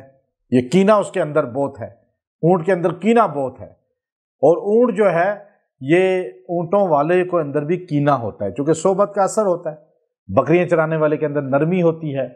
اب اسی طرح جو ہے جو گھوڑے پالتا ہے اس کے اندر غرور اور تکبر ہوتا ہے، صحبت کا اثر ہوتا ہے۔ آگے فرمایا وَإِلَى السَّمَاءِ كَيْفَ رُفِعَتْ، ذرا آسمان کی طرف دیکھو کیسے بلند کیا۔ یعنی مثال کیوں دی آسمان کی؟ مولانا الیاس رحمۃ اللہ علیہ جو بانی تبلیغی جماعت ہیں، وہ اس آیت کو یوں بیان کرتے تھے، وہ فرماتے تھے ذرا اونٹوں کو دیکھو کیسے وہ جو ہے تکلیفیں برداشت کرتے ہیں، کھانے پینے کی فکر نہیں کرتے، وہ اپنے مالک کی خدمت میں لگے رہتے ہیں۔ آپ لوگ بھی دین کی خدمت میں، اپنے مالک کی خدمت میں کھانے پینے کی فکر نہ کریں، بلکہ اپنے آپ کو مشقت میں رکھیں تاکہ آپ کا مالک اللہ آپ سے راضی ہو جائے۔ پھر فرماتے تھے وَإِلَى السَّمَاءِ كَيْفَ رُفِعَتْ، آسمان کو دیکھو۔ اللہ نے مثال اس لیے دی کہ آپ کے جو حوصلے ہوں وہ آسمان کی طرح بلند ہونے چاہیے۔ یہ نہیں کہ آپ جو ہے نا تھوڑا سا کوئی برا کہے، کوئی ڈانٹے، کوئی آگے سے گالیاں دے، کوئی آپ کو مسجد سے باہر نکالے تو آپ فوراً اپنا حوصلہ چھوڑ دیں اور آپ اس کام کو ہی چھوڑ دیں۔ پھر فرمایا وَإِلَى الْجِبَالِ كَيْفَ نُصِبَتْ، پہاڑوں کو دیکھو کیسے اس کو نصب کیا، ہم نے کھڑا کیا۔ پہاڑوں کو کوئی ہلا کے تو دکھائے اپنی جگہ سے۔ تم دین کو حق سمجھتے ہو تو اتنے ڈٹ جاؤ کہ ساری دنیا گمراہ ہو جائے، تم نے اپنے کلمے سے، اپنے عقیدے سے، اپنے دین سے نہیں ہٹنا۔ پہاڑوں کی طرح ڈٹ جاؤ، اپنے حوصلے مضبوط کر لو، اپنا عقیدہ مضبوط کر لو۔ یہ نہیں کہ اگر بستی گاؤں والے سارے ادھر ہیں تو تم بھی ادھر چلے جاؤ۔ اور پھر فرمایا وَإِلَى الْأَرْضِ كَيْفَ سُطِحَتْ، زمین کو دیکھو، اللہ کہتا ہے کیسے میں نے بچھا دی، کہ تم اپنے اندر تکبر پیدا نہ کرنا، بلکہ زمین کی طرح بچھ جاؤ ہر بندے کے پاؤں کے نیچے۔ ہر بندے کو ویلکم کہو، ہر بندے سے پیار کرو، لوگوں کے اندر نفرتیں پیدا نہ کرو، فرقے پیدا نہ کرو، لوگوں کو رب العالمین کا بندہ سمجھ کے ڈیل کرو، مسلک اور فرقہ کا سمجھ کے ڈیل نہ کرو۔ ہر بندے سے اللہ کا بندہ سمجھ کے اس سے محبت کرو۔ یہ فرمایا فذکر، آگے چونکہ یاد دہانی کا ذکر ہے نا تو یہ تشریح بنتی ہے، فذکر انما انت مذکر، یہ تم کو نصیحت، فذکر تم نصیحت کرتے رہو، فذکر تم نصیحت کرتے رہو، انما انت مذکر، اور تم نصیحت کرنے والے ہی ہو، یعنی تبلیغ، نصیحت، سمجھانا، بیان کرنا، واعظ کہنا۔ اور پھر فرمایا کہ لست علیہم بمسیطر، اب آپ دیکھیے یہاں کہہ دیا، پچھلا جو تشریح ہے وہ اس سے مطابقت کھاتی ہے۔ فرمایا اللہ تعالیٰ نے کہ میرے نبی آپ ان کو صرف سمجھائیں، تبلیغ کریں، بیان کریں، آپ ان پہ بمسیطر، آپ ان پہ چوکیدار نہیں ہیں، کوئی تھانے دار نہیں ہیں کہ آپ زبردستی ان کو لائیں گے، بلکہ آپ تبلیغ کریں، اللہ ان کو ہدایت دے گا اگر ان کی قسمت میں ہوئی۔ الا من تولی وکفر، جس نے پیٹھ پھیری، انکار کیا، فیعذبہ اللہ، پھر اللہ تعالیٰ اس کو پکڑ لے گا۔ اللہ کے نبی کی دعوت یا نبی کے ماننے والوں کی دعوت پہ، قرآن کی دعوت سے پیٹھ پھیرنے والے کی پکڑ اللہ فوراً کر لیتا ہے۔ پھر اللہ نے کہا میرے پاس آئیں گے میں ہی حساب لوں گا۔ اللہ تعالیٰ ہمیں اس کو سمجھنے کی توفیق عطا فرمائے۔ سورہ فجر، سورہ فجر جو ہے، فجر سورت جو ہے، اس کو اللہ رب العزت نے ایک خاص اہمیت دی ہے کہ جو آدمی فجر کی نماز کے بعد، نماز فجر کے بعد سورہ فجر کی تلاوت کرتا ہے، ایک بار چاہے کر لے، اللہ اس کے پورے دن کے معمولات میں اس کی ہر جگہ رہنمائی فرمائیں گے۔ کوئی کام جو شروع کرے گا اس دن میں، اس میں فتنہ نہیں آئے گا، نقصان نہیں آئے گا، اس میں اللہ تعالیٰ اس کو جو ہے عزت دیں گے اور مقبولیت دیں گے۔ یہ سورہ فجر کے آغاز میں اللہ رب العزت نے قسم کھائی، پہلی قسم والفجر، فجر کے وقت کی، وہ قبولیت کا وقت ہے، رزق لینے کا وقت ہے، اللہ کو راضی کرنے کا وقت ہے۔ جو فجر میں سویا رہے گا وہ کہاں رحمت لے سکتا ہے، اس لیے فجر کی قسم کھائی ہے جب صبح صادق کا وقت ہوتا ہے۔ پھر فرمایا ولیال عشر، اور راتوں کی 10 راتوں کی قسم کھائی۔ 10 راتیں کون سی ہیں؟ اس میں جو ہے امام راضی رحمۃ اللہ علیہ نے فرمایا کہ اللہ تعالیٰ نے ذی الحجہ کے 10 راتوں کی قسم کھائی ہے۔ پھر قرطبی رحمۃ اللہ نے لکھا کہ یہ 10 راتیں وہ ہیں جو موسیٰ کلیم اللہ فتم میقات، جس میں اللہ نے کہا کہ 10 راتیں پوری کی انہوں نے کوئی طور پر، تو اس کو اللہ نے یہاں قسم کھائی ہے۔ تو امام قرطبی نے ساتھ لکھا کہ یہ 10 راتیں وہی ہیں جو موسیٰ کلیم اللہ نے کوئی طور پہ گزاری تھیں، اور وہ ذی الحجہ کی 10 راتیں تھیں۔ اس لیے حضور نے فرمایا جو ذی الحجہ کی 10 راتوں میں قیام کرتا ہے وہ شب قدر کی طرح ہر رات اجر پاتا ہے۔ جو ذی الحجہ کے دن میں 9 دن پہلے روزہ رکھتا ہے، 1 سال کی عبادت کا ثواب اس کے نامہ اعمال میں ہر روزے کے ساتھ لکھا جاتا ہے۔ جو 9 ذی الحجہ کا روزہ رکھتا ہے، اللہ تعالیٰ اس کے اگلے پچھلے اگلے آنے والے اور پچھلے 1 سال کے گناہ معاف کر دیتے ہیں۔ 9 ذی الحجہ عرفہ کا دن جو ہے، اس دن روزہ رکھنے والے کے بارے میں ملا علی قاری رحمۃ اللہ علیہ نے لکھا کہ اللہ تعالیٰ اس آدمی کو 1 سال زندگی دینے کی گارنٹی دے رہے ہیں۔ کہا اس لیے کہ نبی کریم نے فرمایا جو 9 ذی الحجہ کا روزہ رکھتا ہے، اللہ اس کے اگلے 1 سال اور پچھلے 1 سال کے گناہ معاف کرتے ہیں۔ اگلے کرے گا تو معاف ہوں گے نا، اس کا مطلب ہے زندہ رہے گا۔ اگر آپ چاہتے ہیں کہ آپ ذی الحجہ عید الاضحیٰ کے بعد بھی 1 سال زندہ رہیں تو آپ 9 ذی الحجہ کا روزہ رکھیں۔ آگے فرمایا والشفع والوتر، یعنی جفت اور طاق 2 ہی ہے نا، یا جفت ہوگا یا طاق ہوگا، 2 رکعت یا 3 رکعت، یا 1 ہوگا یا 2 ہوں گے، یا 3 ہوں گے یا 4 ہوں گے۔ اب اللہ تعالیٰ نے طاق اور جفت دونوں کی قسم کھائی، اور طاق کی قسم کھائی، شفع کہہ کر اللہ رب العزت نے جو ہے یہ جو یہاں فرمایا شفع کہا جو اللہ تعالیٰ نے، یہ عید الاضحیٰ کا دن ہے، عید الاضحیٰ کا، امام راضی نے لکھا۔ اور وتر کہہ کے 9 ذی الحجہ کی قسم کھا لی کہ عرفہ کا دن کی، اس کی فضیلت میں نے آپ کو بتا دی۔ اللہ نے گویا کہ اس کی قسم کھائی، یا نماز جفت ہوگی یا طاق ہوگی، وطر ہوگی یا مغرب ہوگی، یا 4 یا 2 رکعت ہوگی، اس کی بھی قسم کھائی اللہ نے۔ واللیل اذا یسر، پھر رات کی وقت کی قسم، یہ رات کو جب وہ پڑھنا ہوتا ہے، رات کو اٹھنا، اس کی قسمیں کھا رہے ہیں اللہ تعالیٰ۔ اس کے بعد اللہ نے جو بات کہی وہ فرمایا الم تر کیف فعل ربک بعاد، پھر ثمود کا ذکر کیا اور ان کی سرکشی کا ذکر کیا، پھر بتایا کہ انسان جب مصیبت میں مبتلا ہوتا ہے تو وہ کیا کہتا ہے، جب پریشانی آتی ہے تو کیا کہتا ہے، پہلے گزر گئے ساری باتیں۔ پھر اس کے بعد جو ہے بتایا کہ نقائص کون کون سے ہیں، غریبوں کو کھانا نہیں کھلاتا، یتیم کا مال کھا لیتا ہے، مال کو وَتُحِبُّونَ الْمَالَ حُبًّا جَمًّا، مال کو جمع کرتا ہے۔ یہ انسان کی نقائص ہیں، انسان کی بہت بڑی خامیاں ہیں۔ تو جب انسان مرے گا، نیک آدمی ہوگا، تو اس وقت فرشتے اسے آ کر کہیں گے، نیک آدمی کو، متقی آدمی کو، یا ایتھا النفس المطمئنہ، ایک نفس لوامہ ہوتا ہے، ایک نفس مطمئنہ ہوتا ہے۔ یہ نفس مطمئنہ، یا نفس مطمئنہ، اطمینان والی روح، چونکہ تو نے اللہ کی مانی، ارجعی الی ربک راضیۃ مرضیہ، چل اللہ کی طرف راضی ہو کر، وہ تجھ سے راضی، تو اس سے راضی۔ فادخلی فی عبادی، میرے نیک بندوں میں داخل ہو جا، مقام علیین میں، وادخلی جنتی، پھر قیامت آئے گی تو سیدھا جنت میں داخل ہو جا۔